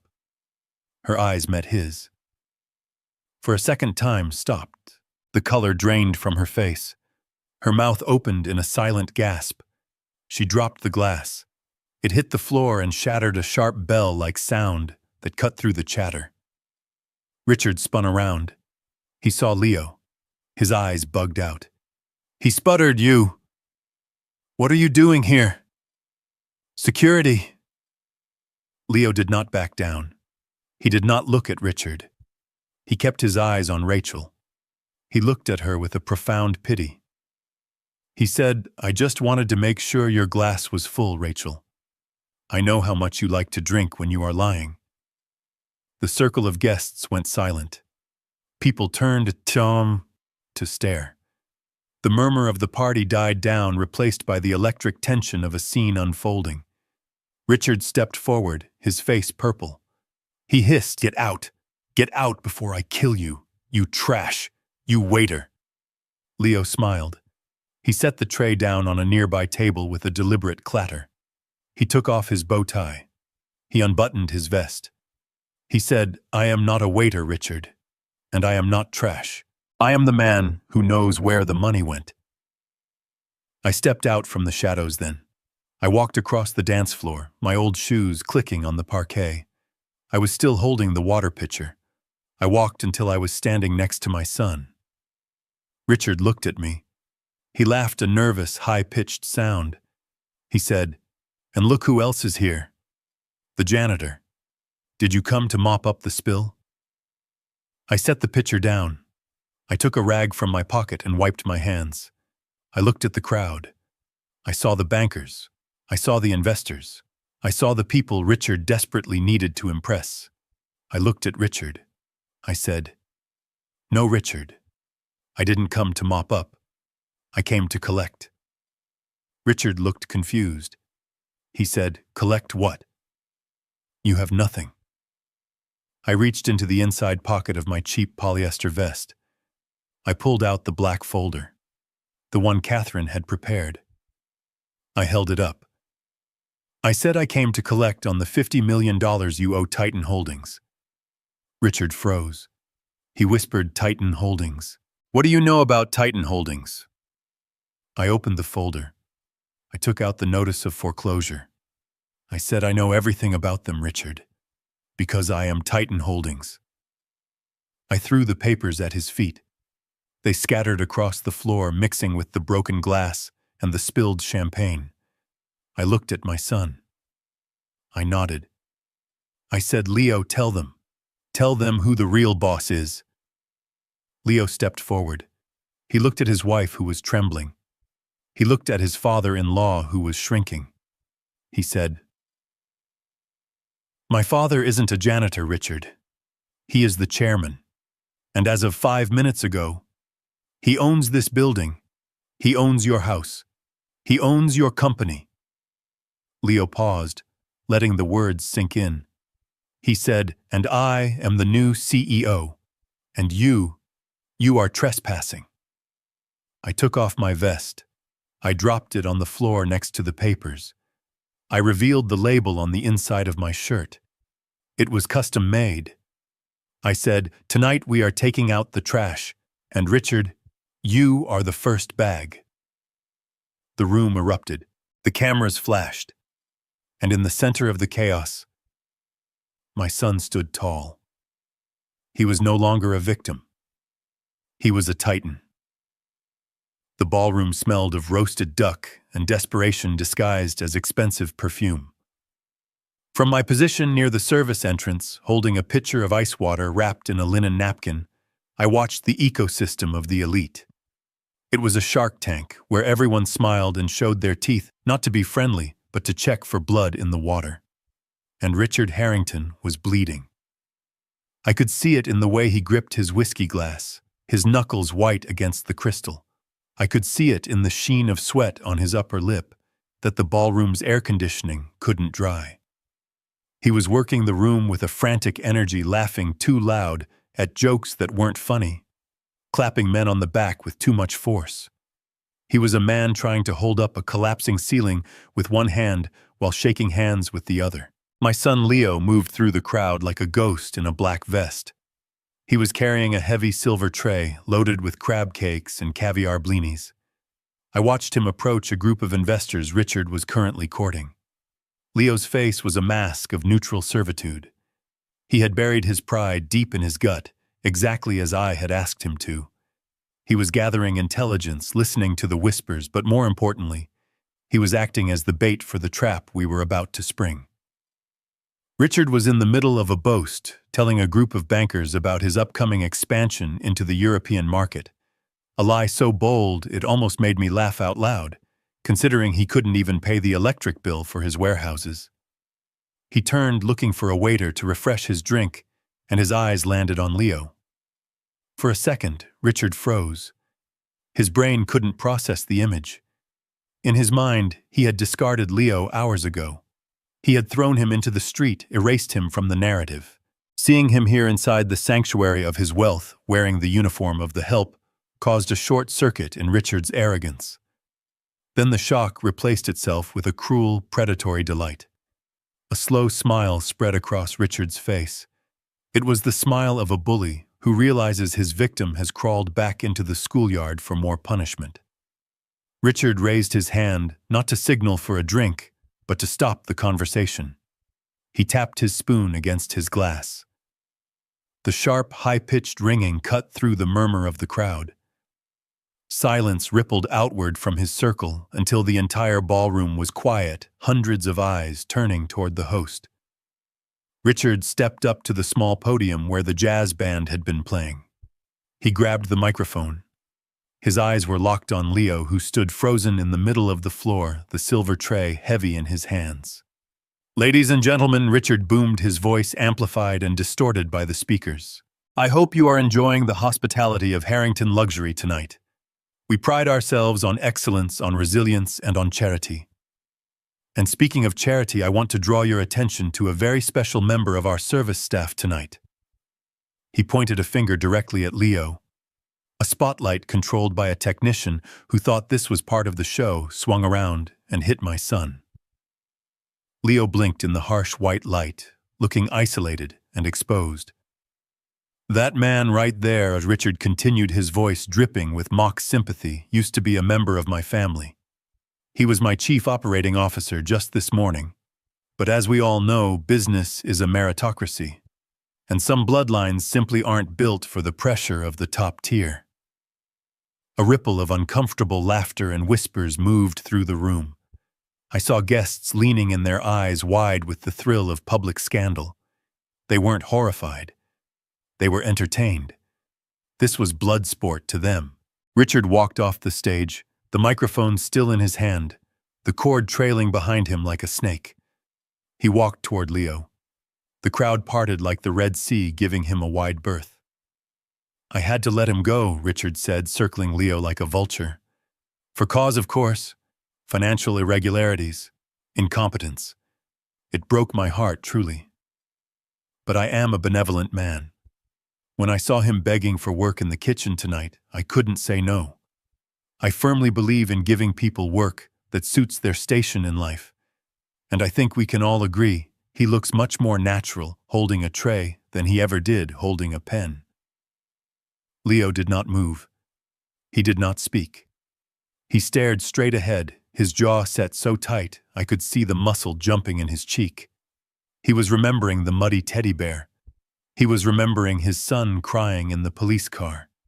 He was using that pain as armor. Richard stopped in front of Leo. He reached out and plucked a crab cake from the tray. He ate it slowly, chewing with his mouth open, crumbs falling onto Leo's pristine white shirt. "Excellent service," Richard said, spraying bits of food. "But you missed a spot." Richard looked around the room, his eyes landing on a heavy-set man in a tuxedo standing nearby. It was Senator Sterling, a man whose zoning committee votes Richard desperately needed to buy. The senator was holding a glass of red wine, looking amused by the spectacle. Senator Richard called out, "I apologize for the interruption, but I noticed earlier that your shoes looked a bit dusty. The construction on the new wing, I assume." The senator looked down at his patent leather shoes. They were spotless, but he understood the game. He smiled a greasy politician's smile. "Well, Richard, the streets are a bit dirty these days." Richard turned back to Leo. He snapped his fingers. "You heard the senator, boy. His shoes are dusty. And since you are here to serve, why don't you make yourself useful? Put down the tray." Leo stood still. The room held its breath. This was the line. This was the moment where dignity usually snaps. Richard's voice dropped an octave, losing the jovial tone, becoming pure menace. I said, "Put down the tray, Leo, unless you want me to call the police right now and tell them you are trespassing. I am sure that would violate your restraining order regarding your son. You wouldn't want to spend the night in a cell while Toby wonders where his daddy is, would you?" The threat was a physical blow. Mentioning Toby was the key. Richard knew exactly where to twist the knife. Slowly, agonizingly, Leo lowered the silver tray to a nearby table. The glasses clinked softly. Richard pointed at the floor. "Down," he commanded, like a dog. I gripped the handle of the water pitcher so hard I felt the plastic begin to crack. I took a step forward. I was ready to end this. I was ready to tear Richard's throat out right there on the parquet floor. But then Leo looked at me. He looked across the room through the blinding spotlight and found my eyes in the shadows. He gave me a microscopic shake of his head. Do not interfere. Not yet. He was sticking to the plan. He was going to let Richard hang himself with his own rope. Leo slowly lowered himself to one knee, then the other. He was kneeling on the floor in his waiter's uniform, surrounded by the people who used to be his peers. He pulled a white linen napkin from his pocket. Richard beamed. He looked at the crowd, arms spread wide. "See," he announced, "everyone has a place, and when people know their place, society functions." Leo reached out and began to wipe the senator's shoe. The senator didn't move his foot. He just stood there sipping his wine, looking down at my son's head like he was a piece of furniture. I looked for Rachel. I needed to see her. I needed to know if there was any humanity left in her soul. I found her standing near the ice sculpture, a glass of champagne in her hand. Her face was pale like wax. She was watching her husband, the father of her child, kneeling on the floor, being humiliated by her father. Her friends were whispering in her ear, giggling. Rachel looked at them. She looked at Leo. And then she took a sip of champagne and turned her back. She turned around to talk to a woman in diamonds, laughing at something she said. That was the moment. That was the death of the marriage. I saw Leo look up. He saw her back. He saw the rejection. And in his eyes, the light of love went out, replaced by the cold steel gray of a titan. He finished wiping the shoe. He stood up. He folded the dirty napkin and placed it in his pocket. He looked at Richard. "Is there anything else?" Sir Leo asked. His voice was steady. It did not shake. It was the voice of a man who has walked through fire and found he does not burn.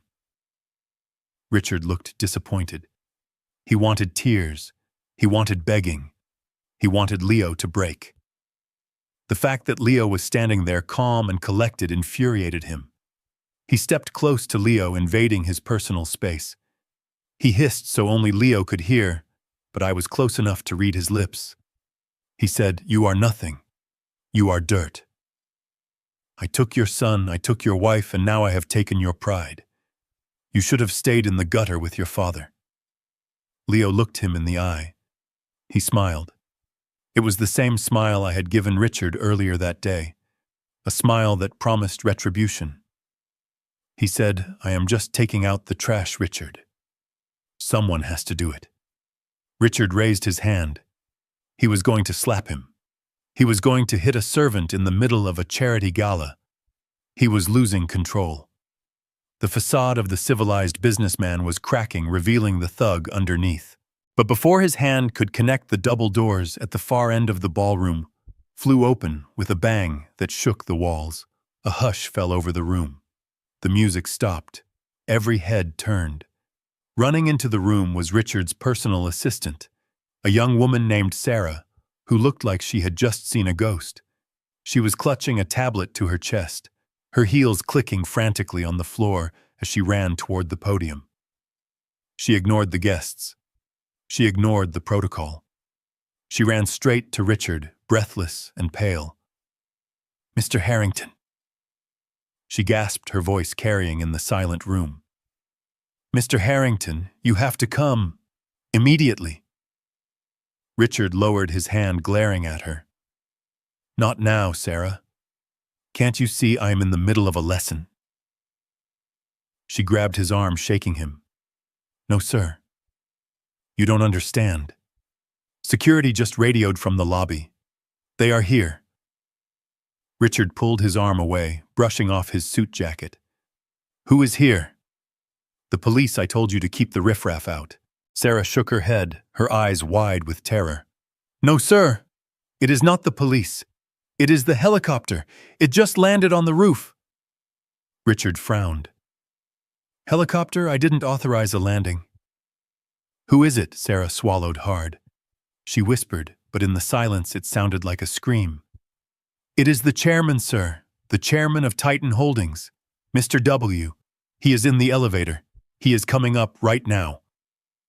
The color drained from Richard's face so fast, it looked like the blood had simply evaporated. He staggered back a step. The glass of whiskey slipped from his fingers and shattered on the floor, splashing amber liquid onto his pristine white shoes. "Titan Holdings," he whispered. "The chairman is here." "Personally." Sarah nodded. "They say he is here to discuss the debt structure." "Sir, he brought the acquisition team." Richard looked around the room. The panic was setting in. He knew what this meant. He knew he was $50 million in the hole to Titan. If the chairman was here, it wasn't for a social call. It was for an execution. He looked at Leo. For a second, he looked confused, as if trying to remember why he was angry at the waiter when the god of finance was knocking at his door. He shoved Leo hard in the chest. "Move!" Richard shouted.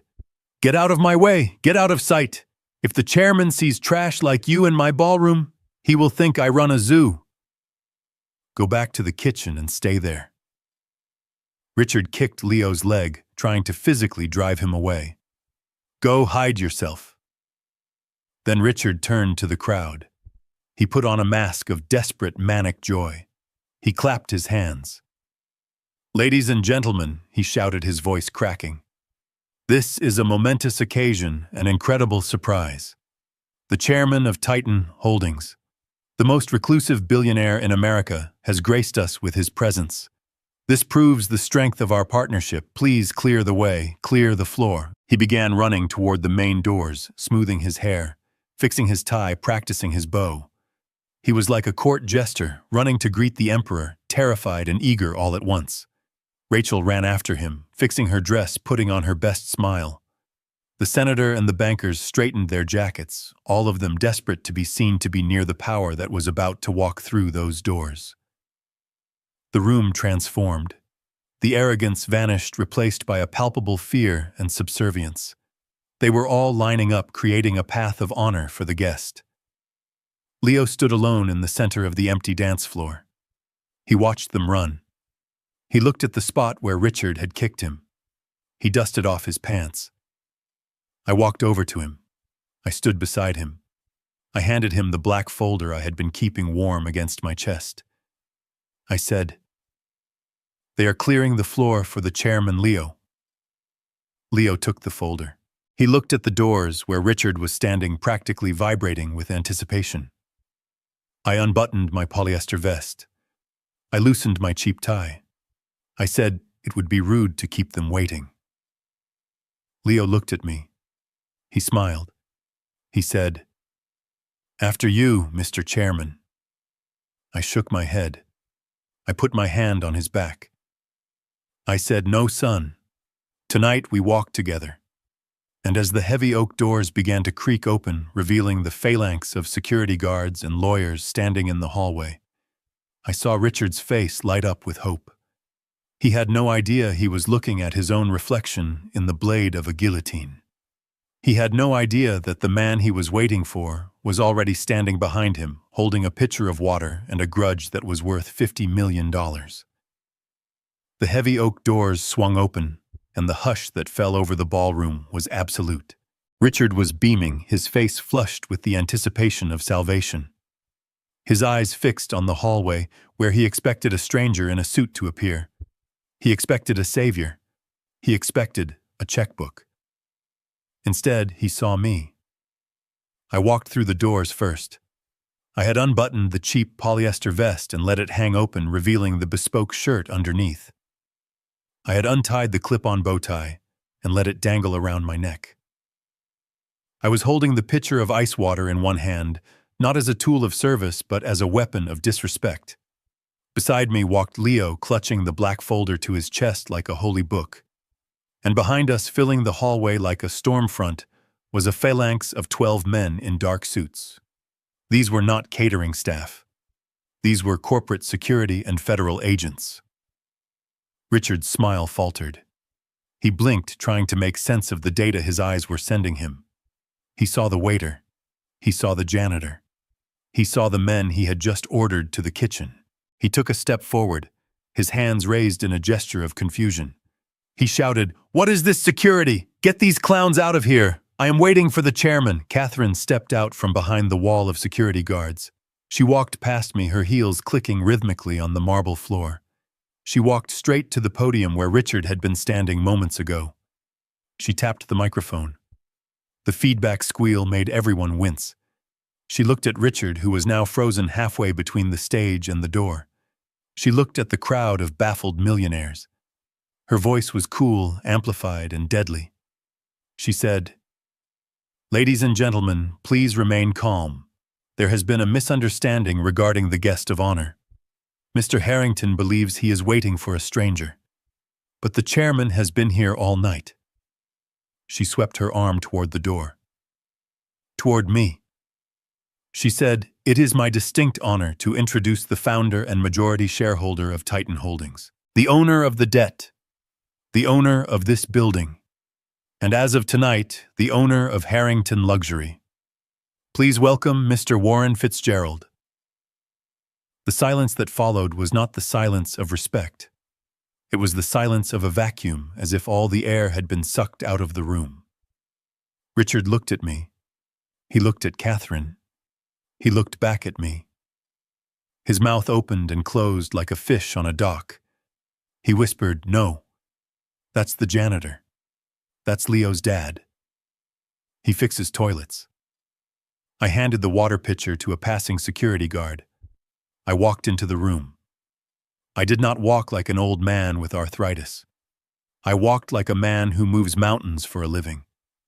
I walked straight to the stage. The crowd parted for me, their eyes wide, their whispers rising like steam. I climbed the steps to the podium. Richard was standing there, shaking. He tried to block me. He put a hand on my chest. He hissed, "You can't be up here. This is my party. Get down before I didn't let him finish. I grabbed his wrist. I didn't twist it. I just squeezed. I squeezed with the grip strength of a man who spent 40 years turning wrenches on rusted pipes. Richard gasped. His knees buckled. I removed his hand from my chest and dropped it like a dead fish. I stepped up to the microphone. I looked out at the sea of faces. I saw the senator who had tried to get my son to wipe his shoes. He was pale, trying to hide behind a potted plant. I saw the bankers who had laughed at Richard's jokes. They were checking their phones, probably selling their Harrington stock. And I saw Rachel. She was standing by the ice sculpture, her hand over her mouth, looking at me as if I were a ghost. I spoke. My voice was low, gravelly, the voice of the earth itself. I said, "Richard Harrington likes to talk about bloodlines. He likes to talk about worth. He told my son this morning that he wasn't worthy to sit at his table. He told him that his blood was dirty. He told him he was trash." I looked at Richard. He was leaning against the wall, breathing hard sweat pouring down his face. I continued, "So I decided to come here tonight to see what a worthy bloodline looks like. And what did I find? I found a man who hasn't paid his employees in 3 months. I found a man who leverages his company to pay his gambling debts. I found a man who kicks his own grandson out onto the street to hide his own failures." Richard screamed, "That's a lie, he's lying. He's just a bitter old man, security." I nodded to Catherine. She typed a command into her tablet. The massive screens behind the stage, which had been displaying the Harrington Luxury logo, flickered and changed. A spreadsheet appeared. It was complex, filled with numbers, but the red ink was unmistakable. I said, "This is your balance sheet, Richard. You owe Titan Holdings $50 million. You owe the IRS $12 million. You owe your suppliers $8 million. You are not a tycoon. You are a fraud." The crowd gasped. Phones were raised, recording everything. Richard lunged for the screen as if he could physically block the truth. A security guard caught him by the arm and held him back. I said, "But money is just paper. Money can be lost and made again. Character is what matters. And Richard, your character is bankrupt." I signaled Catherine again. The screen changed. This time it wasn't a spreadsheet. It was a video. It was grainy black and white footage from a security camera. It showed the front driveway of the Harrington estate from earlier that day. It showed a pile of garbage bags. It showed Richard standing on his porch holding a golf club. It showed him kicking a small stuffed teddy bear into a mud puddle. It showed him laughing as my son fell to his knees to retrieve it. Then the video cut to another angle. It was inside the house. It showed Richard grabbing Toby by the arm. My grandson was crying. Richard was shaking him, yelling at him to stop whining, telling him that his father was a loser and he needed to grow up. It showed him dragging the boy to the door and shoving him outside. The sound in the ballroom changed. It went from shock to revulsion. A woman in the front row covered her eyes. A man shouted, "You monster!" Rachel stared at the screen. She had been there. She had seen it happen. But seeing it played back 10 feet tall in high definition seemed to break something inside her. She let out a sob and collapsed to her knees, her beautiful blue dress pooling around her like a puddle of water. I looked at Richard. He wasn't fighting anymore. He was staring at the screen, his face slack. He knew. He knew it was over. I said, "You called my son unworthy. You said he was dirt. But look at the screen, Richard. Who is the dirt? Who is the man who abuses a 6-year-old boy because he is too weak to face his own mistakes, huh?" I turned back to the crowd. I pointed at Leo, who was standing tall near the stage, still holding the foreclosure documents. I said, "That man there, the one you treated like a servant, the one you humiliated for sport, he is the new CEO of this company. Because he knows the value of hard work. He knows the value of loyalty. And he knows that you never ever hurt a child." I looked at Leo. I said, "Finish it, son."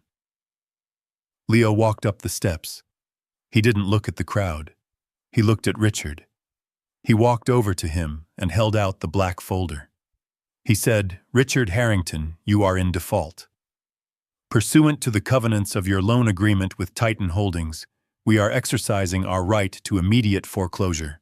We are seizing all assets, including this building, your inventory, and your personal estate, which was used as collateral." Leo placed the folder in Richard's trembling hands. He said, "You have 1 hour to vacate the premises. You may take 1 box of personal items. Anything else belongs to us." Richard dropped the folder. It hit the floor with a heavy slap. He looked around the room looking for an ally, looking for anyone who would stand up for him. But the sharks smelled blood. They turned away. They checked their watches. They were already calculating how to distance themselves from the blast radius. Richard looked at me. His eyes were wet. He whispered, "Warren, please. We're family. You can't do this. I'm an old man." Where will I go? I stepped closer to him. I leaned in so only he could hear, but the microphone picked up every word. I said, "You can go to the park, Richard. There's a nice bench there. It's where I found my son this morning." Suddenly, the doors at the back of the room opened again. 4 men in windbreakers walked in. On the back of their jackets in bright yellow letters it said FBI. They walked through the crowd, purposeful and grim. They walked straight to the stage. One of the agents stepped up to Richard. He flashed a badge. He said, "Richard Harrington." Richard nodded, unable to speak. The agent said, "We have a warrant for your arrest on charges of securities fraud, embezzlement, and wire fraud. We also have a separate warrant for child endangerment." The agent spun Richard around. He pulled Richard's arms behind his back. The sound of handcuffs ratcheting shut echoed through the silent ballroom. It was a harsh, mechanical sound, the sound of justice. Richard started to cry. He wailed, "No, I'm Richard Harrington. I'm a pillar of the community. You can't do this, Rachel, tell them." Rachel didn't look up. She was still on the floor, weeping into her hands. She didn't move to help him. She didn't say a word. She let them take him. The agents dragged Richard off the stage. He kicked and screamed, his dignity gone, his legacy destroyed. They marched him past the guests, past the cameras, past the buffet tables he couldn't pay for. As they passed me, I looked at him one last time. I wanted him to see me. I wanted him to see the janitor. I leaned into the microphone. My voice boomed through the hall. I said, "Richard." He looked back, his face a mask of terror. I said, "You were right about one thing. Bloodlines matter. But you got it wrong. Bloodline doesn't determine class. Money doesn't determine class. Character determines class. And you have none." The agents pushed him through the doors, and he was gone. The ballroom was silent. The guests stood frozen, unsure of what to do. They had come for a party, and they had witnessed an execution. I looked at Leo. He was standing on the stage watching the empty doorway. He looked tired. He looked sad. But he was standing. I put my hand on his shoulder. I turned him away from the door. I turned him toward the future. I said, "Come on, son. We have a company to rebuild, and we have a little boy to bring home." We walked off the stage together. We walked past the silent crowd. We walked past Rachel, who was still crying on the floor. Leo paused for a second. He looked down at her. He didn't offer her a hand. He didn't offer her comfort. He just looked at her with a quiet finality. He realized that the woman he loved had died a long time ago, killed by her own greed. We walked out of the ballroom through the kitchen and out into the cool night air. The helicopter was waiting on the roof of the tower, but for now we just stood on the sidewalk. I took off my tie. I undid the top button of my shirt. I took a deep breath. It smelled of rain and exhaust, but to me it smelled like victory. Leo looked at me. He smiled. It was a real smile, the first one I had seen in days. He said, "Dad." I said, "Yeah, son." He said, "Can we get a burger? I'm starving." I laughed. It was a loud, happy sound. I said, "Yeah, Leo. We can get a burger. We can get anything we want." We walked down the street, two men in waiter uniforms leaving the ruins of an empire behind us. We didn't look back. We didn't need to. We knew who the real bosses were, and we knew that tomorrow the real work would begin. 3 days after the gala, the silence outside the courthouse was not heavy, it was clean. It felt like the air after a long fever breaks. I leaned against the hood of my truck, watching the heavy doors of the family court building. I was back in my flannel shirt and jeans. The Italian suit was hanging in the closet again, waiting for the next war, but I hoped I would never have to wear it again. The door opened, and Leo walked out. He was holding Toby's hand. My grandson was squinting in the sunlight, holding that muddy teddy bear that we had washed 3 times, but still smelled faintly of the earth. When Toby saw me, he let go of his father's hand and ran. He hit my legs with the force of a cannonball, burying his face in my stomach. I knelt down and hugged him, smelling the shampoo in his hair and the innocence that we had fought so hard to protect. Leo walked toward us. He looked tired, but he walked with a new rhythm. It was the walk of a man who knows he can protect what is his. He had just been granted full legal custody. Richard was being held without bail due to flight risk and the mountain of federal charges against him. The judge had looked at the video evidence from the gala, the footage of the abuse, and made the decision in less than 10 minutes. But as we turned to leave, a voice called out from the bottom of the steps. It was Rachel. She looked like a ghost of the woman I had seen at the party. Her hair was pulled back in a severe ponytail.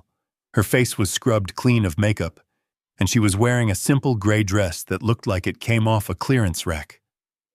She looked small.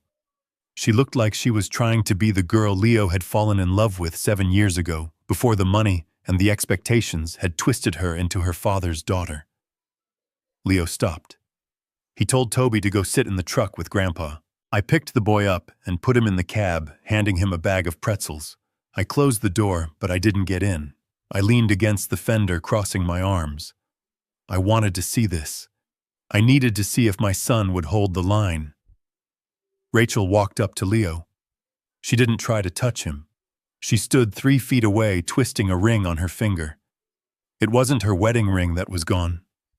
It was a cheap silver band. She said, "Leo, please. You have to talk to me. I have nowhere to go. The feds seized the house. My accounts are frozen. Daddy is in jail. I am sleeping on my friend's couch." Leo looked at her.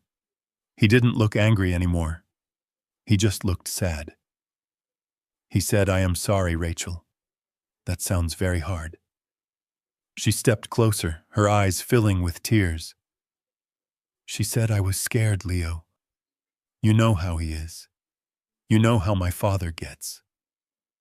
I didn't want to hurt you. I was just trying to survive him. I thought if I played along he wouldn't hurt Toby. Please, you know me. You know I love you. We can start over. We can go away somewhere, just the 3 of us." It was a good performance. It was almost convincing. But Leo had seen behind the curtain. He had seen her sip champagne while he was on his knees. Leo shook his head slowly. He said, "No, Rachel. You weren't trying to survive. You were trying to win. You bet on the wrong horse. You thought your father was the power, and I was the peasant. You made a calculation just like he did." Rachel sobbed, reaching out to grab his hand. She said, "I made a mistake. Please, Leo. I am the mother of your child. You can't just leave me with nothing." Leo pulled his hand away. He stepped back. He said, "You aren't leaving with nothing, Rachel. You are leaving with exactly what you brought to the table. Your bloodline. Your name. That is what you valued, right? That is what you told me was so important. Well, now you have it all to yourself." He turned his back on her. She screamed his name. She screamed that he was cruel. She screamed that he was just like her father. Leo stopped. He turned his head slightly. He said, "No, Rachel. If I were like your father, I would destroy you. I would sue you for emotional distress. I would make sure you never worked again. But I am not him. I am a Fitzgerald, and we don't kick people when they are down. We just leave them there." He walked away. He got into the truck and closed the door. He didn't look back at the woman weeping on the sidewalk. He looked at his son. He touched Toby's hair. I climbed into the driver's seat. I started the engine. I looked at Leo. I asked, "Are you okay, son?" Leo took a deep breath. He exhaled slowly, letting go of 7 years of toxicity. He said, "Yeah, Dad. I am okay. Let's go home." 1 month later, the sun was shining on the glass facade of the building that used to be the headquarters of Harrington Luxury. The sign above the door had been removed, leaving a ghost outline of letters on the stone. A new sign was being hoisted into place. It read, "Phoenix Logistics, a subsidiary of Titan Holdings." I stood on the sidewalk with Leo. He was wearing a new suit. It wasn't Italian wool, it was a practical navy blue off the rack, but he wore it better than any bespoke garment because he had paid for it with his own paycheck. I handed him a set of keys. Not the keys to a car, but the keys to the building. I said, "This is it, Leo. The auditors are done. The fraud has been cleared out. The debt has been restructured. It is a clean slate. It is not a gift. It is a job." Leo took the keys. He looked up at the building. It was smaller than the Titan Tower, but it was solid. It had good bones. He said, "I won't let you down, Dad.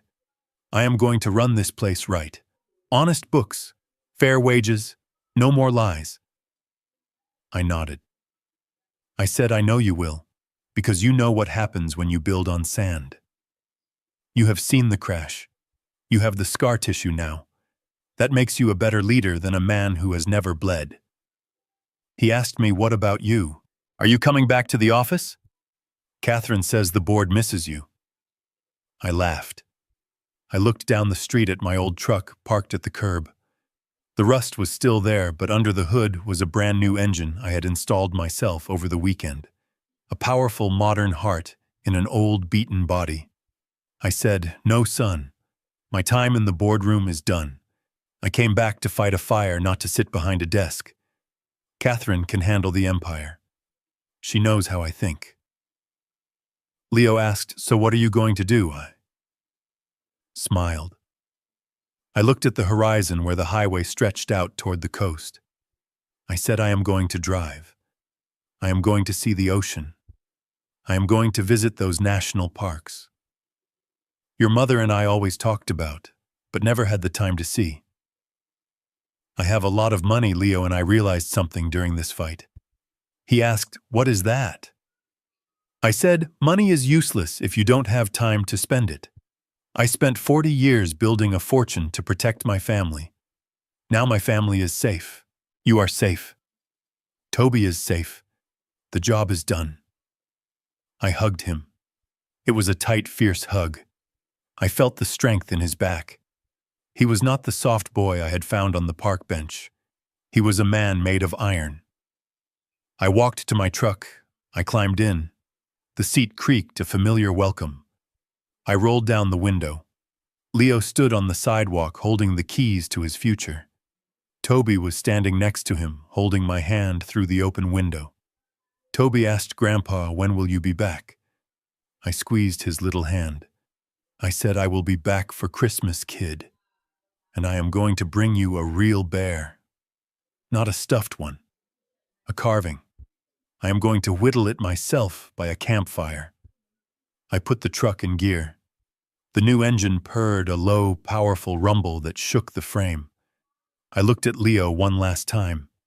I said, "Remember, Leo, you are the boss. Not because of the name on the building, but because you survived the fire. Never let anyone tell you your blood isn't worthy. Your blood is gold." Leo smiled. He saluted me.